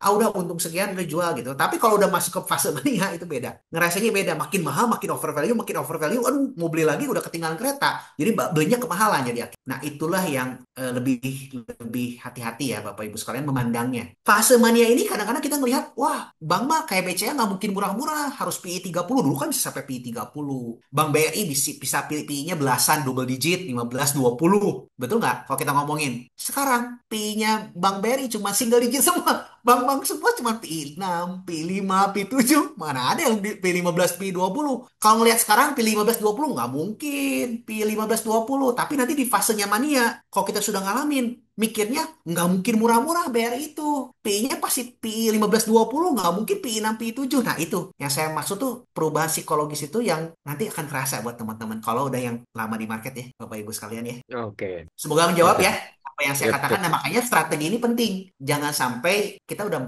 masuk ke fase mania. Strategi gimana? Ini dibahasnya nanti di Inslo lebih dalam gitu kan. Siap. Sesinya Pak Andre apa ya? Minggu depan Pak Selasa kalau nggak salah Pak ya. Ya, Makro boleh lah. Tapi kan industri. makro dulu ya. Nanti kan Iya, iya, makro dulu. mungkin bahasnya per emitennya itu bisa kan. Kalau kita Siap, siap. ngomongin Oke, oke. Izin tanya Pak Andre, ketika buan US dibuangin, terus dolar US dibuangin juga, kenapa risk basis US kayak US stock dan maybe crypto kok malah naik? Kenapa nggak ke emerging market semua? Atau kalau memang tidak menarik, semenarik itukah market US gitu? tidak menarik itu bukan berarti dibuang semua di dalam habis-habisan, nggak kayak gitu Bapak Ibu ya, hati-hati kata-kata tidak menarik itu tuh kan mungkin nggak semua marketnya US itu over value Bapak Ibu ya, kan tadi saya bilang kan marketnya S&P 500 aja ditopang oleh Magnificent Seven. Magnificent Seven itu apa aja? Saham-saham teknologi hampir sebagian besar, Facebook, Meta, Nvidia, dan lain-lain segala macam lah. Itu ya over value banget, itu hype stock lah kita sebutnya. Tapi ada nggak saham-saham yang murah yang mungkin cuma PI, yang orang tuh bisnisnya tuh bisnis inilah bisnis yang old money lah gitu kan, yang mungkin PI-nya cuma single digit, banyak nggak? Banyak, ada juga di US, bisa jadi switchingnya ke sana juga gitu, jadi yang terjadi bisa jadi ke sana gitu ya. Nggak mungkin, wah marketnya di US itu besar sekali Bapak Ibu sekalian, kalau masuk semuanya ke emerging market itu, waduh, over value lebih-lebih daripada Amerika dalam waktu singkat, nggak mungkin. Jadi pelan-pelan switchingnya pasti institusional juga. Bagian presentasi Indonesia ini cuma 1% loh. MSCI di Indonesia nanti mungkin akan re-rating ke 2%, re-rating 1% ke 2% aja itu double loh. Itu bisa jadi market Indonesia over value tuh tinggi banget. Padahal cuma hanya kebagian kecipratan 1% loh. Ya, bayangkan 1% aja tuh bisa jadi rating kita tuh tinggi banget gitu marketnya, apa IHSG itu bisa bullish tuh luar biasa. Nah, itu yang saya maksud ya. Kemarin aja contohnya kan kita bisa re-rating downgrade terus, kenapa? Karena kan dibuangin terus tuh MSCI kita dari 2% 1%. Makanya kan apa saham-saham perbankan cuma re-rating cuma 5, 6, 7, BRI cuma 8, 9 gitu kan. Kalau kita ngomong PI-nya ya, loh kalau kita ngomongin ya. Nah, itu yang terjadi gitu Bapak Ibu. Karena kan likuiditas makin berkurang. Nah, kalau membanjiri itu di rating. Nah, Nah, jadi ngomongannya belum tentu akan masuk ke emerging market semua. Risk on di sini tuh banyak, asetnya tuh banyak. Bisa ke emas, bisa ke kripto, bisa ke mana gitu kan. Kalau kita ngomongin nggak cuman hanya saham di Indonesia. Jadi jangan sampai salah arti juga. Tapi bisa juga di saham Amerika yang sektornya berbeda. Yang tidak masuk ke hype stock. Bisa jadi seperti ya. Oke, oke. Lanjutannya adalah terkait siklus tadi, Pak. Jadi baiknya kalau kita mau beli saham, nunggu koreksi di semester 2 dulu, atau dari sekarang nih Pak Ande. Gimana kira-kira money manajemennya, Pak? Kalau teman-teman ngerasa udahlah kebelet tuh mau beli, cari emiten-emiten ke teman masih murah. Itu satu. Jangan yang udah beli, yang udah naik, udah kemahalan. Itu satu ya, teman-teman ya. Saran saya yang murah ya. Terus kalau mau lebih amannya lagi tunggu koreksi. Pasti ada koreksi nggak? Pasti nggak mungkin naik terus gitu market kayak sekarang terus gitu. Karena ada koreksi. Apakah koreksi sampai sedalam kemarin? Waduh, saya juga nggak tahu ya. Tapi kalau saya lihat dari data-data, saya sanksi sampai benar-benar dalam sedalam kemarin. Bahkan mungkin harganya kayak kemarin 5.900 tuh di ISG. Saya masih agak sang ya kalau untuk sekarang ini. Tapi ya kita lihat data-data berikutnya dan saya akan update lah buat teman-teman ya, ngebantu ya. Tapi akan ada koreksi nggak ada? Akan ada koreksi lebih bijak kamu koreksi gitu ya. Oke. Tapi mungkin nggak ada koreksi naik terus. Pernah terjadi juga ya, pernah terjadi juga ya. Jadi saya ngomongin bukan berarti ini juga ya. Pernah ada market naik terus koreksi sedikit naik lagi pernah loh kejadian seperti itu gitu. Itu yang di mania face sebenarnya gitu kan ya. Nah, tapi saya kan nggak bisa bilang.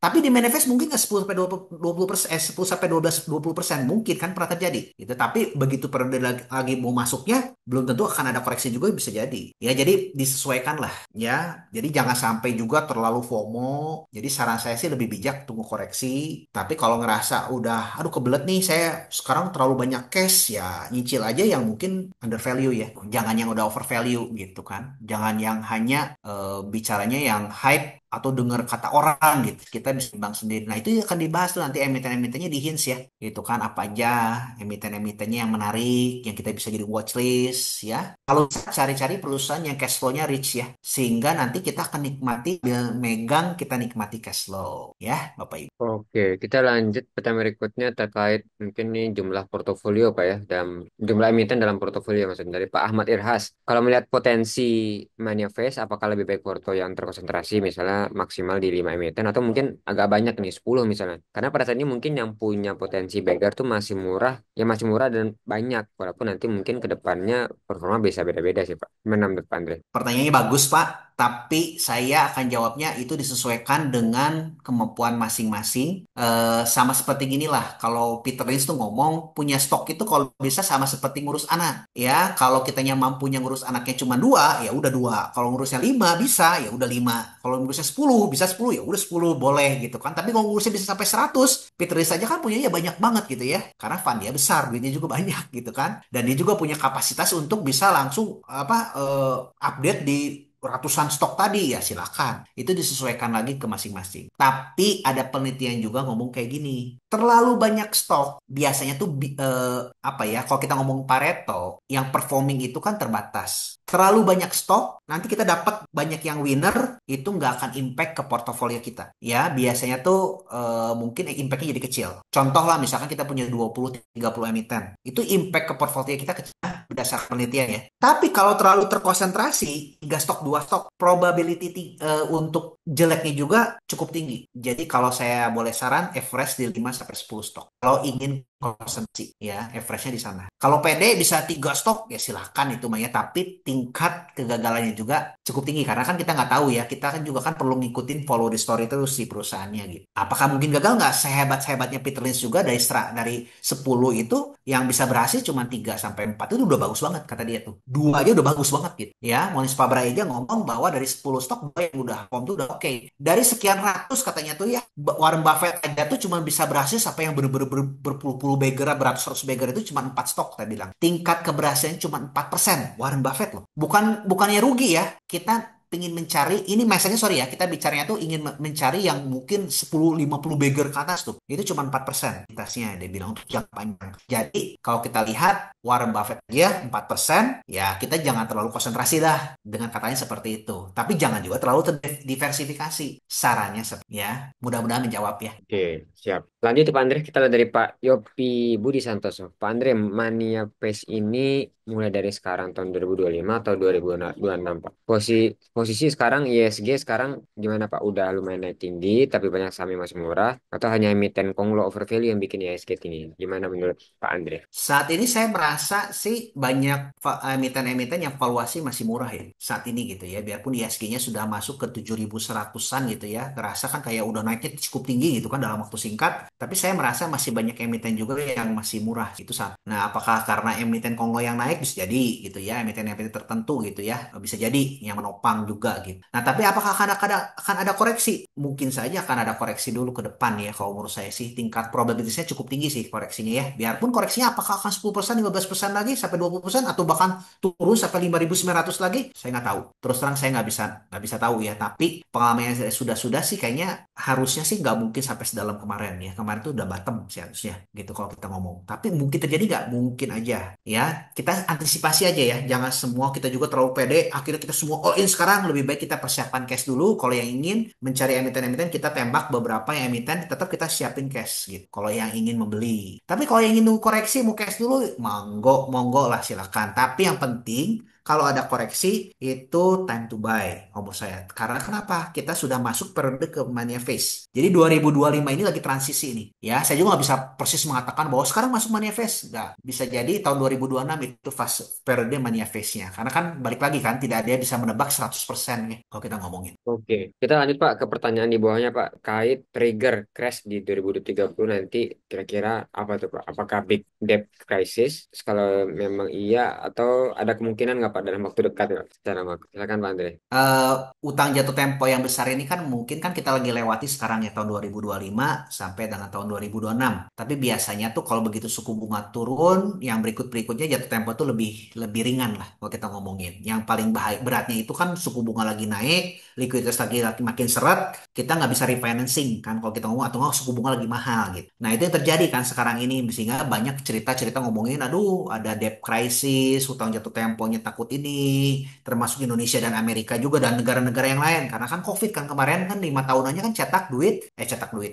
duit kasih obligasi biasanya tuh 5 sampai 6 tahun kan obligasi itu ada yang 10 tahun nah itu kekumpulnya nanti di tahun 2030 ya nah biasanya kan obligasi rata-rata sekitar segituan lah kalau kita ngomongin ya yang menumpuk besarnya gitu nah makanya saya bilang kan ada short term ada long term ada long term juga kan debt cycle ya yang makin ketumpuknya makin jatuh temponya lebih gede nantinya gitu kan di 10 tahun ya kalau kita ngomongin. Nah, triggernya pas ke debt, ujungnya ke debt. Story-nya apa? Macem-macem. Kan triggernya kan satu kemarin COVID. Terus triggernya ada kayak kemarin property crisis. Itu kan semua ujung-ujungnya kan ke debt sebenarnya tuh. Kalau kita ngomongin mah ya, debt yang sudah terlalu tinggi ya, sehingga harus cetak duit lagi, sehingga harus turunin suku bunga gitu kan. Sehingga ada yang overvalue dan lain-lain market akan kembali lagi kan lebih murah gitu ya. Itu cerita-cerita seperti itu bumbu itu hanya bumbu ya story ya. Tapi di balik itu semua tuh karena debt sebenarnya. Debtnya ini ya debt crisisnya itu debt cycle ini yang kita perhatikan sebenarnya. Nah kalau buku ini ada Pak Frans itu kalau buku bisa baca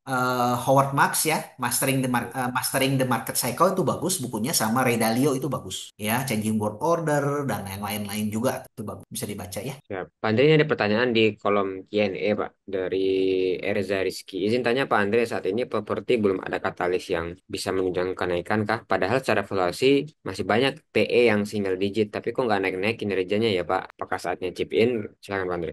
Sorry Pak diulangi lagi Pak. Izin tanya Pak Andre, saat ini properti belum ada katalis yang bisa menunjang kenaikan ya Pak. Padahal secara valuasi masih banyak PE yang single single digit, tapi kok nggak naik-naik kinerjanya? Apakah saatnya chip in Kalau properti? kalau properti itu siklikal ya, kalau kita ngomongin ya, dan itu sangat sensitif terhadap pemotongan suku bunga biasanya. Dan kalau dari fase yang sudah-sudah yang saya alami sendiri, biasanya tuh properti itu justru di akhir siklusnya, bukan di awal ya. Tapi kadang-kadang ada juga yang di awal. ya kayak di tahun berapa tuh ya saya tadi sudah sebutkan properti ikut bullish juga. Tapi kecenderungan biasanya properti tuh biasanya tuh setelah yang lainnya tuh berjalan dulu. Contoh nih kalau kita ngomongin kan orang yang beli properti pasti kan harus membutuhkan pemulihan daya beli dulu. Nggak mungkin sekarang tiba-tiba cut rate besok langsung beli properti gitu. Orang-orang kalau yang nggak punya daya beli, kecuali properti-propertinya mungkin yang segmentasi menengah ke atas atau nggak ada subsidi dan lain-lain kalau kita ngomongin. Nah, pertanyaannya katalisnya di properti apa sekarang? Ya cut rate yang paling utama ya kalau kita ngomongin. Cut rate yang paling utama. Terus kita tinggal lihat kebijakan pemerintah. Apakah ada bantuan lagi kemarin pemotongan apa sih? Subsidi PPN dan lain-lain diperpanjang atau nggak gimana? Nah, itu juga jadi sentimen positif. Ya, jadi balik lagi kalau kita lihat properti ini cyclical ya. Kecuali emiten-emiten yang punya recurring income yang cukup gede, bisa jadi mungkin jadi growing story juga ke depan. Ya, tapi kalau overnya kebanyakan yang banyak lahan industri ataupun yang kita ngomongin penjualan perumahan itu kebanyakannya cyclical. Ya, itu sensitif terhadap daya beli dan pemotongan suku bunga. Oke, sip. Pak Andre, ada indikator atau rasio nggak Pak Andre? Mahal menurut Pak Andre itu kira-kira apa? Apakah hanya dari PI atau dari perbandingan industri sejenis, Pak? Oke, kalau dari kata-katanya Rio, ini apa? Peter Lynch. Peter Lynch itu menggunakan istilahnya itu PEG untuk yang saham-saham growing ya, saham-saham growing. Nah, kalau saham-saham growing ini yang bukan cyclical ya, Bapak Ibu ya, yang saham growing ini dia mengikuti dengan growth story-nya. Semakin growth story-nya semakin bagus, akan ada re-rating PE ke depannya. Jadi apakah yang mahal, yang murah? Nah, tergantung growth story masing-masing. Growth story yang bisa sustain ke depan, ini membuat harga PI-nya tuh makin mahal. Kurang lebih seperti itu. Contoh misalkan orang apa yang punya growth sustain misalkan bisa 20% atau 10%. PI yang wajar itu menurut Peter Lynch itu bisa PI 10, yang growingnya 10%. Wajar loh ya. Di atas itu over value gitu kan. Nah, kalau misalkan yang wajar itu growingnya bisa 20% sustain gitu kan tiap tahun ya, bisa PI 20 yang wajar. Nah, jadi seperti itu kurang lebih itu menurut Peter Lynch. Nah, tapi apakah di market memang sampai plek-ketiplek seperti itu? Tidak juga sih kalau kita ngomongin. Ada juga yang sekarang growingnya udah 10%, 15%, tapi PI-nya masih single digit terus. Nggak diri rating kok. Nah, itu namanya market opportunity kalau kita ngomongin. Ya, market opportunity. Market belum memvalidasi apa namanya tuh PI-nya. Tapi bisa juga gini, ternyata market masih mengekspektasikan growing itu cuma sementara. Oh, sekarang ini memang udah 20%, tapi ternyata tahun depannya cuma 10% atau bahkan mungkin kurang growingnya. Nah, itunya justru kita perlu update juga hati-hati. Jangan sampai kita ngelihat hanya di the past ya, masa lampau. Karena kan masa lampau itu bukan mencerminkan masa depan. Yang kita lihat itu kepastian growing ke depannya, Bapak Ibu. Nah, pertanyaannya, bagaimana kita memvalidasi growingnya? Nah, itulah yang kita nanti masuk di pembelajarannya IAI Hints ya, gitu kan, yang bareng-bareng kita sampai Juni ini, kita mencoba mengkalkulasikan growingnya dengan memperlihatkan gak cuma hanya dari hitungan aja, tapi kita lihat dari segi bisnisnya, bisnis modelnya, kita lihat dari manajemennya, kita lihat dari siklusnya, kita lihat dari yang lain-lainnya juga. Nah, itunya yang kita validasi sehingga kita dapat gambaran, oh kurang lebih ini bisa sustain gak growing. Kurang lebih ini bakal seperti apa nih kira-kira ratingnya. Nah, itu yang kita pelajari sama-sama nanti belajar di pembelajaran IAI Hints ya, di masterclass ya Bapak Ibu. Ya, oke. Produsen emas, Pak Andre, ada insight nggak, Pak? Apakah masih menarik atau gimana, Pak? Produsen emas ya.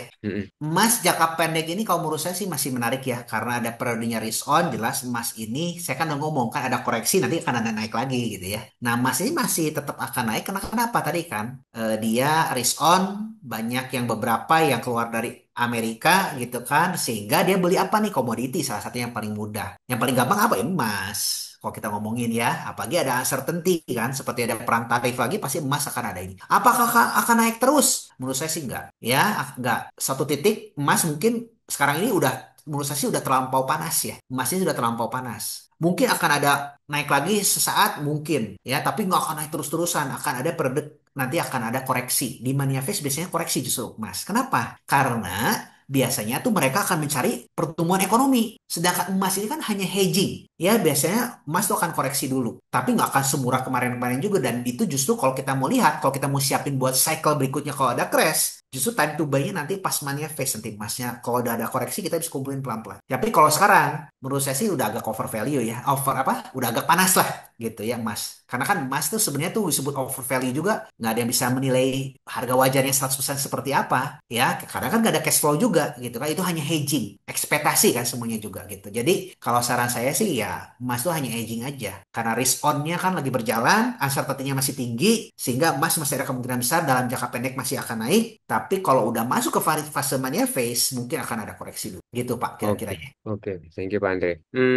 Lanjut nih Pak, kita kalau nanya emiten dividen jumbo pakai filter bisa ya sebenarnya. Kita lanjut ke Pak Frans Jua, 2028 sampai 2030 Pak. Ini saya kalau nggak salah baca AI betul ya Pak? AI plus debt crisis. AI, AI AI, betul ya, Pak Frans Joshua ya yang nanya di jam 20.52. maksudnya itu AI apa ya? AI, kalau AI plus depresi mah betul, tapi AI apa ya? Saya nggak ngerti. kan krisis Jadi mungkin ada trigger besar. Oke, oke. Kita lanjut dulu deh sebentar. Tadi Pak risk. Heru Suyono. Nah, ini apa pengaruhnya bila cut rate delay dibanding utang jatuh tempo terbesar di bulan Juli sampai September terhadap market? Nah, Ya tadi gimana tuh Pak? koreksi, Pak Heru. Koreksi ya Pak ya? Koreksi. Karena Koreksi. kenapa? Karena kan orang-orang akan khawatir dengan debt Mhm. crisis tadi kan, gitu. Nah mungkin story-nya bisa jadi ke sana, bisa jadi sih. Ya kita nggak tahu lah. Tapi yang penting tuh kita hanya bisa ngelihat time frame-nya lebih jangka panjang. Jadi jangan khawatir kita ngelihat bahwa oh kan nanti crash lagi. Kalau menurut saya sih nggak akan crash ya, tapi koreksi ya. Mungkin range-nya 10-15% atau 20% mungkin aja gitu ya. Apakah mungkin 5% bisa jadi gitu kan? Kita nggak pernah tahu gitu ya. Tapi intinya itu adalah koreksi ini justru untuk naik lebih tinggi. Kenapa? Karena kita akan masuk ke fase mania phase karena sudah saatnya semua tuh akan ngarah nanti membuat the Fed itu mau nggak mau harus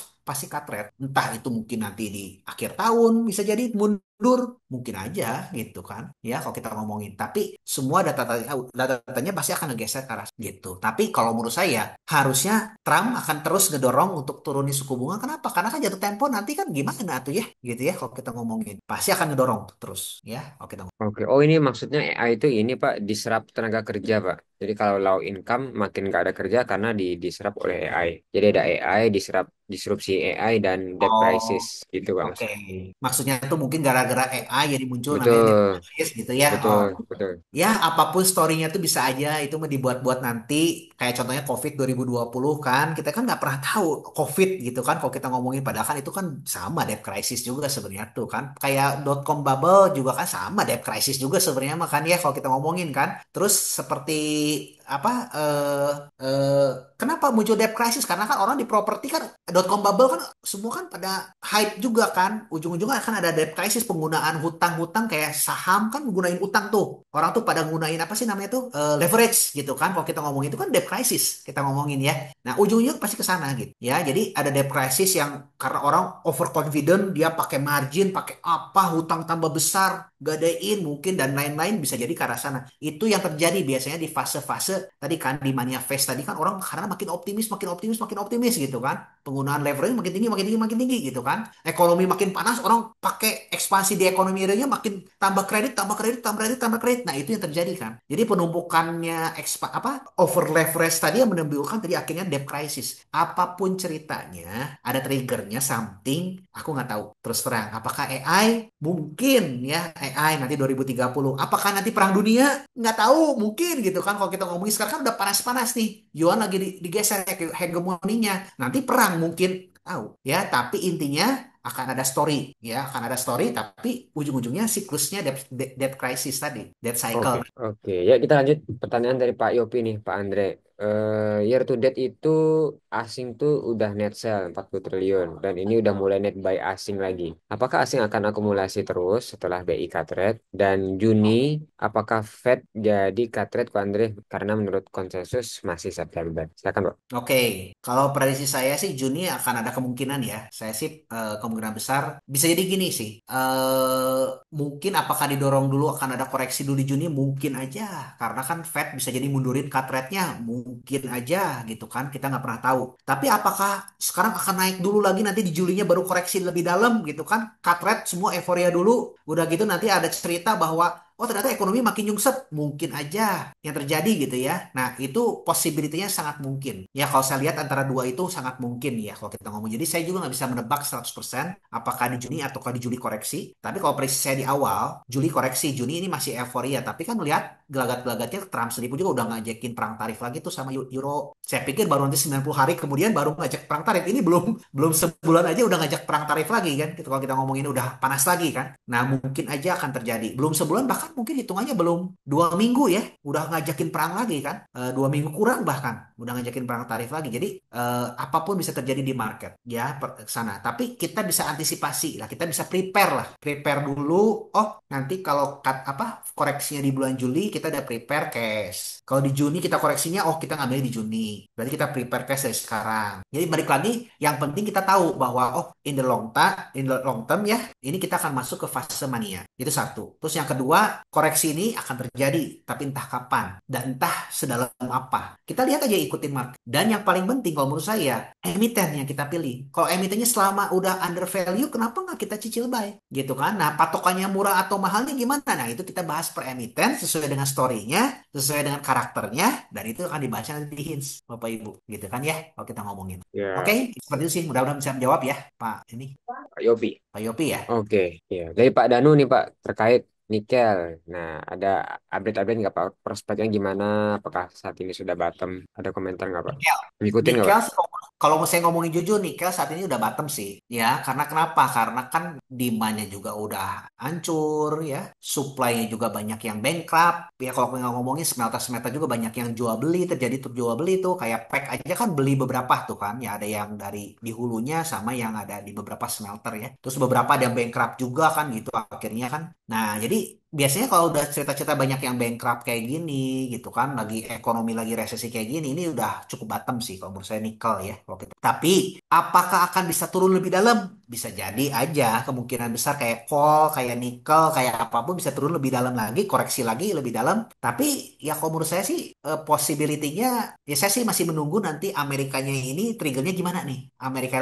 turun dulu lebih dalam resesinya, ya itu sih saya akan melihatnya mungkin di sana itu bisa jadi bottomnya gitu Bapak Ibu. Ya mungkin aja ke sana. Kayak call kan contohnya sekarang kan nggak ada masalah di supply, tapi masalahnya di demand gitu kan. Jadi saat ini sih saya lihat sih udah murah sih call ya, tapi saya masih lihat ada masih ada downside, masih ada peluang downside-nya gitu ya. Biarpun nikel masih ada peluang downside-nya, biarpun saya udah anggap ini bottom sih, udah cukup murah lah. Tapi ya kita lihat lah nanti. Mungkin bisa jadi kita akan melihat dalam waktu beberapa bulan ke depan ini bisa jadi ada koreksi lagi ya karena Amerikanya resesi, mungkin bisa juga tidak. Karena kenapa? Risk on tadi kan orang jadi masuknya ke komoditas malah jadi nopang kan. Bisa jadi gitu kan ya kalau kita ngomongin. Oke, Jadi oke. sesuaikan lah ya. Dari Tangguh Primandaru, Pak. Apabila di masa depan terjadi perubahan sentral ekonomi dunia yang sebelumnya berkiblat ke Amerika dan sekutunya, kemudian di masa sekarang ini muncul kekuatan baru seperti Cina sebagai penyeimbang sentral ekonomi dunia yang selama ini berkuasa, apakah siklus ekonomi yang kita pelajari selama ini masih akan sama penerapannya pada keadaan baru yang mungkin akan datang di masa depan? Wah, menarik nih, Pak. Silakan, Pak Andre. Oke,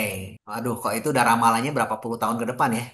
Waduh, nanti kita lihat lagi lah siklus sambil berjalan ya. Tapi biasanya kayak contoh sekarang nih, Indonesia kan ada utang jatuh tempo. Dia ingin lunasi. Mudah-mudahan Indonesia sadar, dia mulai switching sebagian hutang-hutang yang tadinya melalui US, dia akan gunakan yuan nantinya. Tapi kan jatuh temponya bisa sama. Jadi yang tadinya pindah dari US pindah ke China gitu kan. Jadi apa dengan cara ya kalau kita ngomongin tadi kan, China-nya kan lagi banyak duit nih karena kan surplus neracanya kan gede. Dia duitnya mau dikemanain gitu kan? Bantulah dia bikin transportasi di Indonesia, bantulah dia bikin infrastruktur di negara-negara lain. Lagi kebanyakan duit kan? Nah itu kan modalnya kan dimurahin sama dia bunganya. Diturunin lagi kan, China sekarang diturunin terus tuh apa? Suku bunganya kan udah diturunin lagi kemarin terakhir tuh DPBOC-nya. Ya kalau kita sebagai saya sendiri kan, kayak saya misalkan saya mau pinjam ke bank nih. Saya mau pinjam yang mahal atau yang murah? Ya pasti cari yang murah dong kalau kita ngomongin ya. Ya udah, ini kesempatan gitu. Kalau saya lihat kan, wah ini ada kesempatan nih bisa ngambil dari yuan gitu kan. Nah, switching kan. Tapi apakah waktu yang sama cycle-nya akan sama? Ya kalau menurut saya sih kemungkinan besar sih tetap sama ya, cuma ganti aja geser gitu. Logikanya ke sana sih Pak kalau kita ngomongin. Ya, mudah-mudahan menjawab sih. Nah, kita Oke, lihatlah siap. nanti kan itu kan ceritanya kan berapa puluh tahun kemudian nanti Iya, iya. pergantian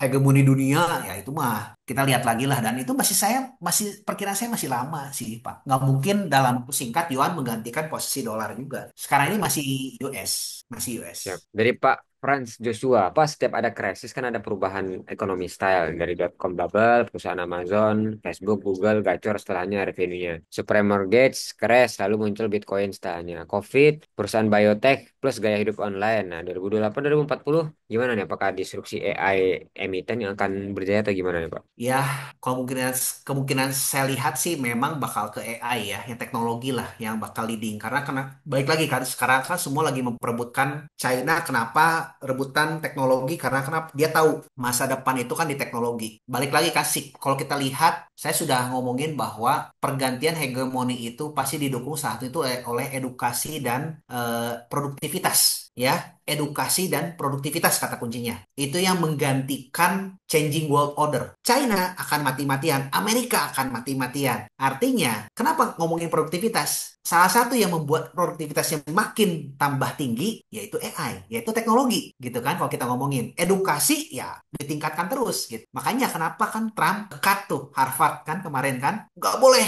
negara lain. Kenapa dia tahu gitu kan? Kalau nanti makin banyak yang lebih pintar, cilaka gitu kan, dia nggak mau negara-negara lain lebih pintar gitu kan, secara nggak langsung seperti itu kalau kita ngomongin tuh, karena kenapa edukasi kan tuh bahaya gitu kan, dia tahu waduh China udah nyusulin terus tuh pada belajar ke kita gitu kan, nah dia makanya di-cut itu tujuannya kan kalau kita ngomongin kan, kalau kita bicara dasarnya kenapa tuh, karena untuk pergantian hegemoni dunia pasti dimulai dari namanya tuh edukasi sama teknologi dulu ya, dengan produktivitas, sorry. Untuk bisa mencapai produktivitas dibutuhkan teknologi. Nah, apakah ini akan jadi yang menggerakkan? Kalau menurut saya sih ya, hampir kemungkinan besar saya melihat akan ke sana. Ya, Oke, Lago Court. Ada kemungkinan gimana kalau dikaitkan dengan Accord ini, Pak? Apakah kemungkinan akan terjadi sebelum Mania Face? Kalau lihat sekarang sih beberapa kesempatan sudah terjadi ya. Hmm. Sorry, kesepakatannya baru hanya penundaan tarif ya. Masalahnya ini kapan terjadinya saya juga nggak tahu ya. Kalau di Manifest hampir kemungkinan besar sih mungkin akan terjadi di sana. Karena itu yang membuat jadi akhirnya kan globalisasi akan bertumbuh lagi ya. Itu yang membuat jadi Manifestnya kan berkembang lagi kan kalau kita ngomongin. Kalau pendapat saya mungkin akan terjadi di fase Manifest ini ya. Apapun ceritanya ya.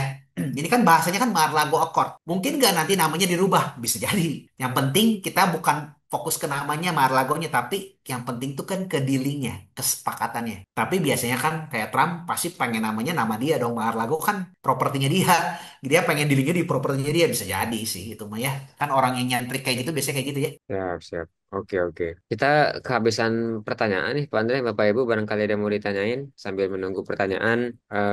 Bapak Ibu, kita masih buka ini ya, IAI Masterclass. Walaupun kita udah running 3 sesi, Bapak Ibu masih bisa ini ya, masih bisa beli kelasnya karena nanti akan diupload di website Hinge. Bapak Ibu juga akan mendapatkan free membership selama 1 bulan. Jadi silakan meluncur ke Instagramnya Investor Academy Indonesia. Kita udah pin beberapa e-flyer terkait IAI Masterclass gitu ya. Jadi silakan dicek di Instagram. Pak Andre sering-sering sharing ya, upload YouTube, siap.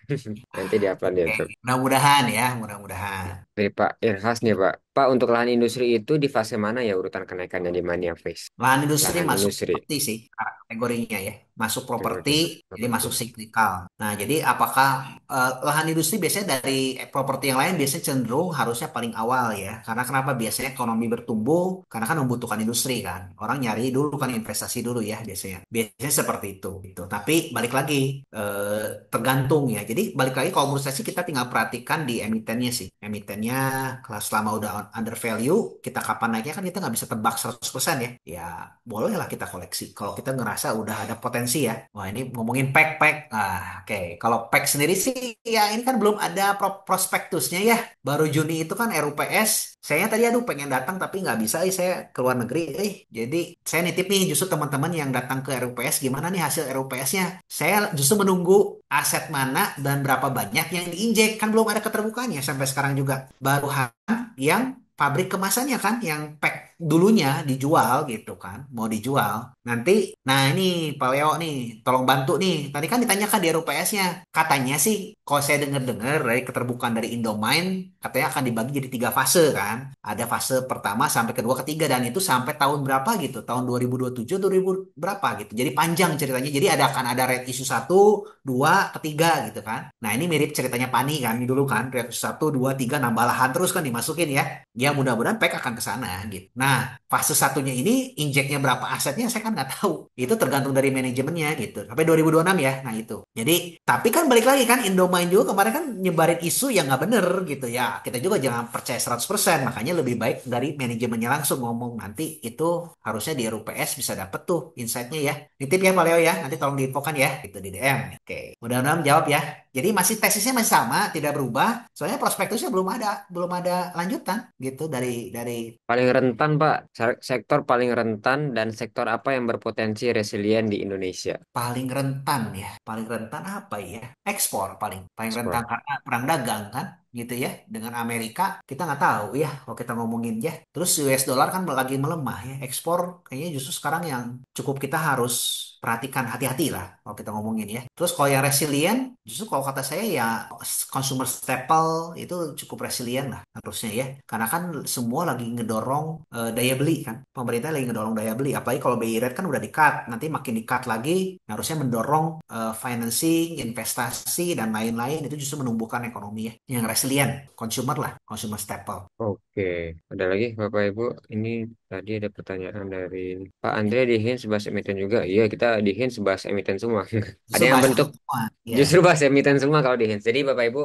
untuk prolog ya. Jadi di Hins itu ada ini ya, ada Hins Research. Itu kita usahakan kalau ada emiten menarik untuk dianalisa, itu kita rilis risetnya. Jadi bukan artikel ya. Kalau di Hins Research itu riset tuh artikel satu emiten per bulan. Kalau nggak ada yang menarik banget ya mungkin kita nggak akan nulis. Dari tim analisa akan default seperti itu. Terus kita juga punya hint stand, jadi 10 emiten yang kita anggap punya potensi jangka panjang. Kita tuliskan risetnya dalam hint stand. Kurang lebih ada maksimal 10 emiten. Bisa keluar masuk sih emitennya. Nah, yang keluar biasanya kita masukin ke archive atau watchlist. Biasanya kita keluarkan itu alasannya karena memang ada yang lebih menarik. Yang dikeluarin apakah nggak menarik dibanding yang baru masuk? Iya mungkin nggak menarik. Tapi biasanya kita akan update terus lah gitu ya. Jadi kalau ada update per bulan, ada update per kuartal, kita masih ngikutin ya kita akan update terus. Itu kalau dimasukin ke archive. Ada juga hints dividen. Jadi sekitar 10 emiten yang kita anggap punya dividen konsisten menarik gitu ya. Boleh kita akumulasi di sana ada hints dividen. Itu untuk hints research. Ada juga namanya hints bite. Nah, hints bite itu artikel. Semua artikel tuh misalnya quick review, company update, sektor update, ada makro update, macam-macam. Ada tanya analis juga. Misalnya kayak Pak Ari nih terakhir barusan nanya, Pegas menurut Pak Andre, kalau tulisannya udah pernah kita rilis, kalau misal baru rilis 3 hari yang lalu atau mungkin sebulan yang lalu, nah Pak Ari bisa baca terkait artikel Pegas. Tapi kalau kita rasa ada update terbaru nih, oke deh Pak Ari, bentar ya Pak, kita tulis dulu, kita kumpulin dulu ya bahan apa nanti kita bikin artikelnya. Nanti kita tulis tuh artikel terkait Pegas. Kayak Pak Wisnu juga, prospek SMDR yang masih under value, bagaimana view-nya ke depan Pak Andre. Nah itu kita tulis juga tuh update-nya. Sama pulanya kayak tadi, kalau ternyata baru banget kita tulis, sudah kita rilis ke website, ya mungkin Pak Wisnu silakan mengacu ke artikel terakhir. Tapi kalau nggak ada update fundamental dan kita ada berita nanti akan kita update. Nah itu emiten tuh, itu di Hitsbait. Jadi tulisannya emiten semua. Baik yang kita ikutin, baik yang ditanyakan oleh member, itu coba kita bahas. Terakhir ada namanya Hints Inspira. Jadi beberapa recording untuk member tuh kita up di sana. Tapi kalau yang umum kayak Pak Andre ini nanti kita upload di YouTube. Itu kayak Inspira itu misalnya kita ada kan kita tadi ada laporan ya per kuartal, ada emiten Hinstan yang kita ikutin. Itu kan beberapa mungkin ada yang terlalu kurang jelas penjelasannya di artikel atau di risetnya. Nanti kita jelasin lagi di dalam bentuk video. Ada dan berbagai macam lah benefit-benefit lain yang di Inspira gitu ya. Biasanya dari recording sih. Begitu kurang lebih Bapak Ibu terkait fitur yang ada di Hinge Research. Nah, sekarang saya ulangi lagi ada IAI Masterclass. Kita udah jalan 3 sesi dari 15 sesi. Mumpung baru 3 nih, kesempatan banget buat diakses, buat dibeli. Nah, silakan nanti itu ada banyak sesi, ada Pak Andre nanti di Selasa depan, Pak Donald udah jalan dua, Bu Vivi udah yang pertama. Jadi akan banyak webinar live. Nanti yang webinar live-nya kita upload di Hints Inspira tadi. Itu beberapa informasi terkait Hints. Iya, iya, Bapak Ibu. Pak Andre mungkin ada komentar nih Pak terkait ULTJ, SMDR, Pegas Pak Andre. Ada otomotif juga nih Pak Andre, banyak nih Pak Andre. Kalau Oke, mau di sebenarnya refer ke website juga boleh Pak. oh, gitu. Sebenarnya dibahas di Hinge ya, saya kan nggak enak juga ke member-member yang ada subscribe Hinge gitu ya. Jadi silakanlah kalau yang mau itu diupdate lebih detail sebenarnya kayak otomotif gitu ya gambarannya. Kan kemarin pemerintah udah menurunkan lagi insentif yang motor listrik tuh, dikeluarin lagi yang 7 jutanya. Nah itu nanti diupdate kan di Hinge ya. Terus nanti ada update-update otomotif seperti apa. Baik itu sektor Pegas juga kemarin kan sudah diomongin tuh di Hinge ya. Terus SMDR juga, transportasi juga kan sebenarnya tuh menurut saya sih menarik juga. Cuma nanti kan update juga OLTJ sama. Jadi kalau menurut saya sih, ya Bapak Ibu sekalian kalau yang mau tahu lebih detail sih ada di Hinge gitu ya. Saya nggak enak ngomongnya jadi kan nanti ngambek Ya, ya. betul. Makanya ini kan nggak enak gitu ya. Gitu. Tapi Well, kalau menurut saya sih SMDR, OLTJ menarik. Pegas ya kita lihat lah ya. Eh, saya sih masih ada lihat yang emiten yang lain yang lebih kecil tuh. Eh, bukan di Pegas ya, tapi Pegas juga secara overall sih jangka panjang masih oke lah. Tapi saya masih lihat yang lain. Kalau otomotif juga sekarang cyclicalnya ke depan ya mudah-mudahan sih menarik sih. siap, siap. Ya ini Pegas, Pegas baru banget kita update tuh 3 hari yang lalu. Terus otomotif itu 1 minggu yang lalu kita ada update Nah, April. Jadi silakan dicek ya Bapak Ibu member. Ini silakan lah. dari Pak Fresh Joshua, Pak Asing itu katanya ramah rupiah 15.200 itu manifestar ya. Mungkin ya, saya juga nggak Bener. bisa ngomong lah ya. Kita lihat aja yang penting mah siklusnya kan berjalan ke arah sana. Sampai rupiah sampai 15.200 saya nggak tahu. Saya nggak tahu ya gitu ya. Tapi ya mungkin nggak, mungkin aja gitu ya. Tapi saya tebakan saya 16.000-an ini mah sebenarnya udah new normal sih gitu. Bagi saya segini tuh udah orang tuh udah ekspektasi udah ISG bagus gitu. Yang penting kan growing ekonominya bagus, defisitnya kejaga, terus ekonomi bertumbuh gitu kan. BI rate-nya kan makin turun gitu ya. Nah, itu kan yang membuat jadi akhirnya manifest berjalan. Oke, SBMA Pak Andre ngikutin nggak Pak? SBMA atau Ergas Enggak mungkin? ngikutin. SBMA sekarang saya udah enggak dulu sih, tapi saya lebih senang ada yang lain sih. Mantap. Yang emiten yang lain yang nantilah gitu. Oke, siap Bapak Ibu. Ada pertanyaan lagi mungkin sebelum kita tutup? Yuk, silakan. Ya mudah-mudahan bermanfaat lah ya buat Bapak Ibu semua kan setidaknya kan saya ingin membantu memberikan framework aja sih apa time-nya kayak gimana, cara ngelihat siklus seperti apa yang kita harus preparation kan gitu ya. Jadi itunya dulu basicnya yang Bapak Ibu sekalian harus dapat tuh. Jangan rasa bahwa takut dikit-dikit koreksi takut atau seperti apa. Ininya dulu ya harusnya kita bisa melihat. Nah, tinggal berjalan lah nanti ya. Nah, itu yang tinggal sesuaikan tuh strateginya oleh Bapak Ibu semua. Nah, perkara nanti emitennya mau apa, mau seperti apa. Nah, saran saya belajar ya. Kan sekarang yang bisnis sekarang opportunity ya. Uang opportunity lagi cukup baik. So time to buy. Tapi tinggal kitanya jangan memilih emiten juga. Nah itu yang pembelajarannya dalam kesana lah. Ikutin lah saran saya. Karena itu memang yang itu belajar juga butuh waktu sih. Nggak bisa dalam waktu semalam doang. Harapan saya investasi lah. Invest satu Bapak Ibu sekalian semua. Nanti yang nggak bisa ikutan juga ada rekaman ya Pak Faruk ya. Gitu Yap, kan. yap, Jadi bisa diulang lagi. Gitu Hmm, kan. Jadi itunya yang betul. kita harapkan. Yang viral dulu pola pikirnya. Emiten juga nggak salah. Atau setidaknya lah bukan nggak salah lah. Kita kan nggak mungkin tepat juga ya namanya kita kan manusia ya bisa jadi salah juga. Tapi probabilitas kita untuk salahnya tuh kita kurangi lah gitu. Ya, Ya, dengan belajar Pak ya. sehebat-hebatnya juga ya sehebat-hebatnya kita juga tuh nggak mungkin benar semua gitu. Tapi makin lama tingkat errornya tuh makin lama makin sedikit lah. Yang kitanya mungkin cut loss atau yang salah tesisnya tuh kita berkurang lah gitu. Tapi nggak mungkin kalau yang dapat sampai ratusan apa puluhan bagger gitu kan ya mungkin itu keadaan khusus ya tertentu aja nggak mungkin semua emiten gitu dalam jangka pendek ataupun yang time frame 5 tahun aja tuh nggak mungkin semua bisa 10 bagger gitu nah itu yang kita dapat alpha lah kita sebutnya alpha stock nah alpha stock ini justru yang kita cari justru di hints ini kita cari itu gali nanti dibahas harapan saya ke depan juga hints juga di ke depan saya udah berikan masukan juga nih ke tim juga kita kasih nanti ada sama-sama bahas sama-sama ini gitu kan jadi lebih detail lagi nah ini yang kita lagi coba kita growing kan ke depannya Pak Faruk ya. Ya, minggu depan ada lagi Pak ya. Amin, mudah-mudahan. Oke, kalau gitu terima kasih banyak Bapak Ibu. Mudah-mudahan menjawab kehausan ilmunya. Selamat malam. Assalamualaikum warahmatullahi wabarakatuh. Malam semuanya, semoga bermanfaat ya. Thank you ya. Dadah nih Pak Faruk.